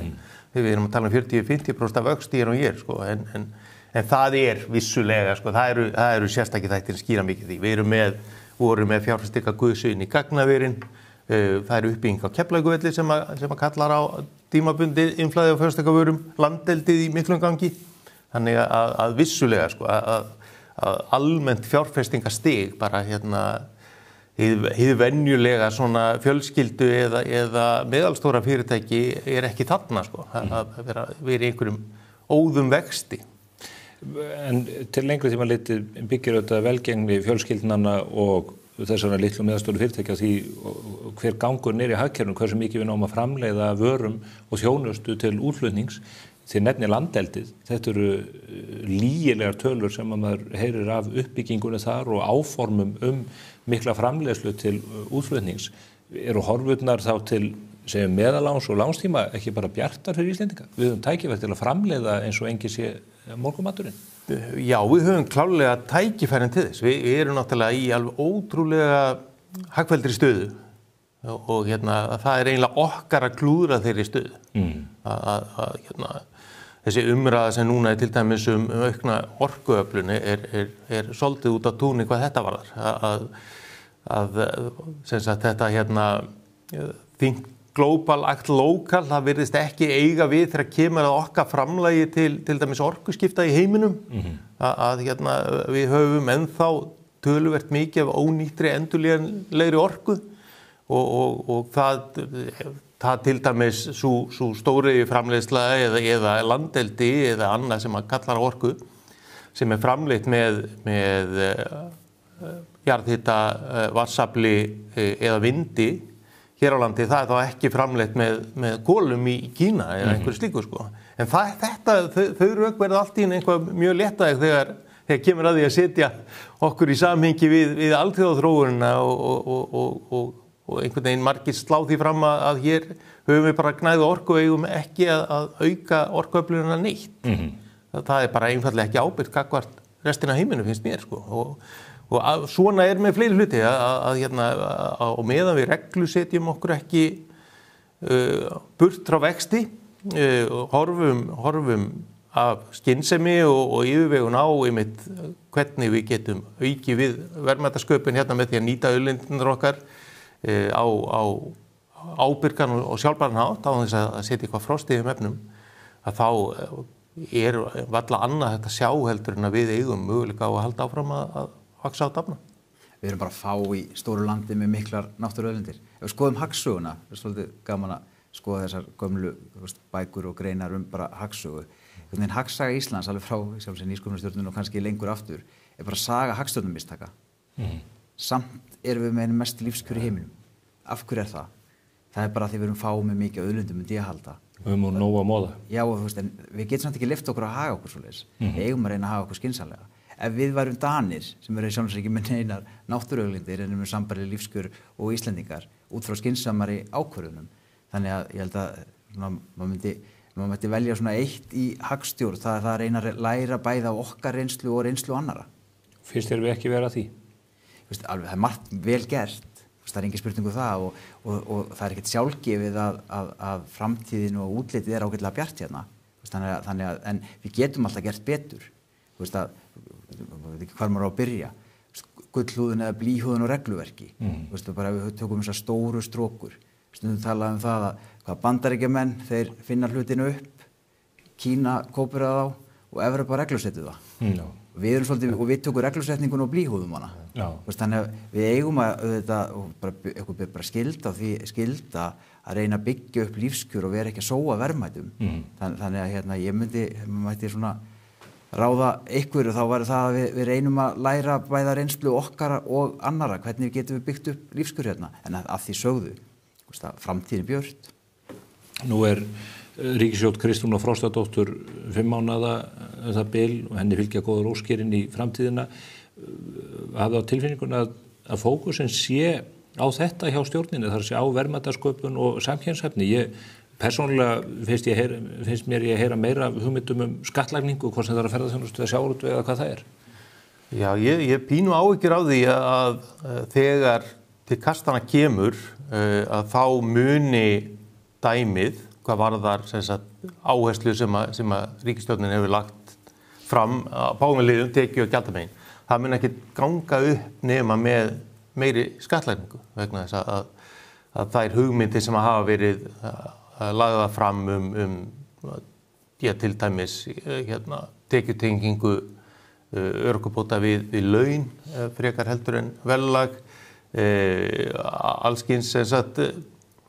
allskyns eflingu á félagslegu innviðunum sem að sumpart þarf en svona á að gera svolítið hratt á sumuleyti að það verði snúið nema það er tvennt í því að við getum aukið skattstofninn með því að gera fyrirtækjunum kleift og almenningi öllum að búa til meiri verðmæti eða hækka skattprósenturnar og þar er áhyggjuefni að við höfum ekki ennþá séð í rauninni mikið fráhvarf frá þeim hugmyndir sem komu upp strax í og eftir stjórnarmyndurina að skattleggja útflutningsgreinarnar með þessari miklu hækkun sem á veiðigjöldunum einhvers konar aukinni gjaldtöku á ferðaþjónustuna.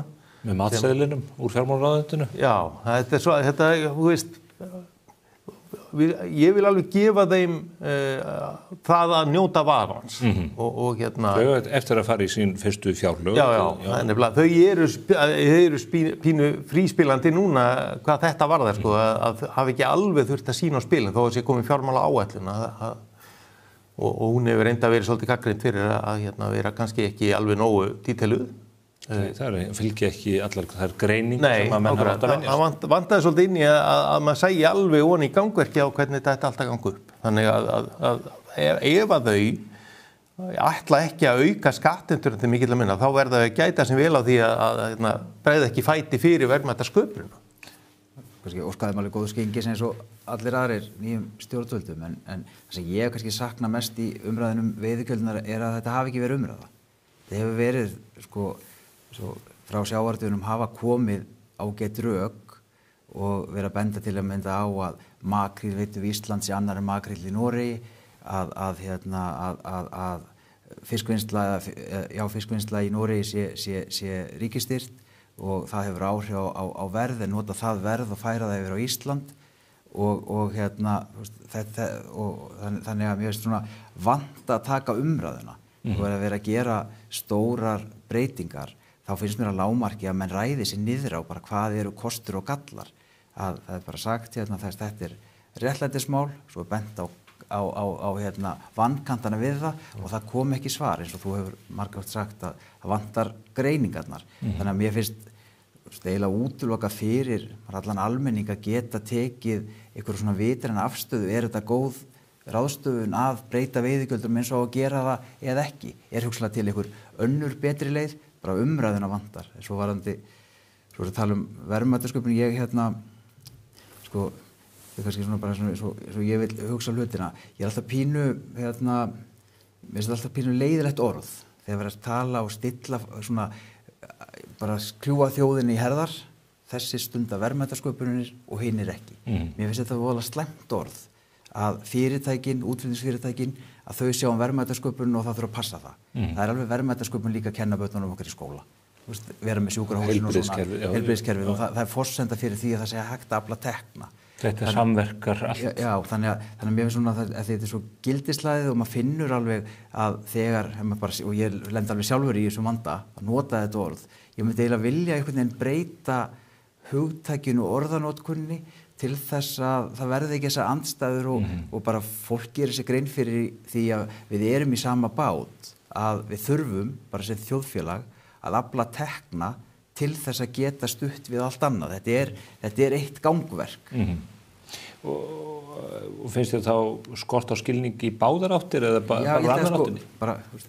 Ég er sekur, eins og þú, Stefán, að nota aftur og aftur þetta orð verðmætasköpun, sem er, það er ágætlega skýrt, en svo ertu kennari og við segjum að verðmætasköpun skiptir öllu máli. Við verðum að búa til verðmæti og kennarar horfa þá á það sem vinna þessi mikilvægu störf, eru þeir ekki að búa til verðmæti. Þeir eru svo sannarlega að búa til verðmæti.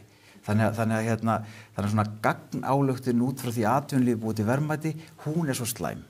En hver getur leitt okkur í einn og sama bátinni þessu? Er það Kristrún Frostadóttir þessar myndir sem að einhvern veginn fær fólk til þess að skilja þetta sameiginlegu skilningi? Nei, ég held að sé kannski, þú og fleiri sé að vinna gott starf í því að það er bara þetta aukna samtal.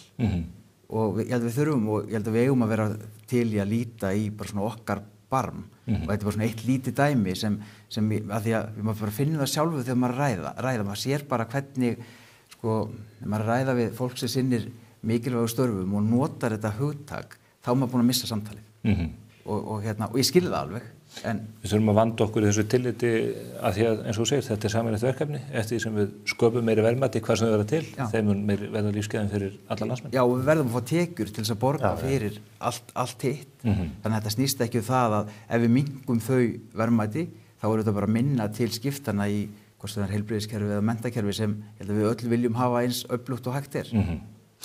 Ég hlakka til miðvikudags morgunsins, ætlum við hittust ekki niður í Seðlabanka, Jón, og förum yfir þessi mál með Ásgeiri Jónssyni og fleirum. Ég veit að Marino fylgist vel með niðurstöðu Seðlabankans sömuleiðis. Takk áðum kærlega fyrir komuna og innanlandsríkt og gott spjall. Góða helgi. Takk. Þá er þessu lokið hjá okkur þennan föstudaginn á vettvangi spursmála. Ég óska ykkur góðra helgar, vonaði séu flest að lesa Kúbudeiluna 1962 eftir Max Hastings sem er bók mánaðarins í bókaklúbbi spursmála. Ég birti grein núna á fimmtudaginn í Morgunblaðinu sem ég hvet ykkur til að lesa þá ágætu bók. Svo ætla klúbbfélagar að hittast á vinnustofu Kjarvals. Það er miðvikudaginn 4. júní.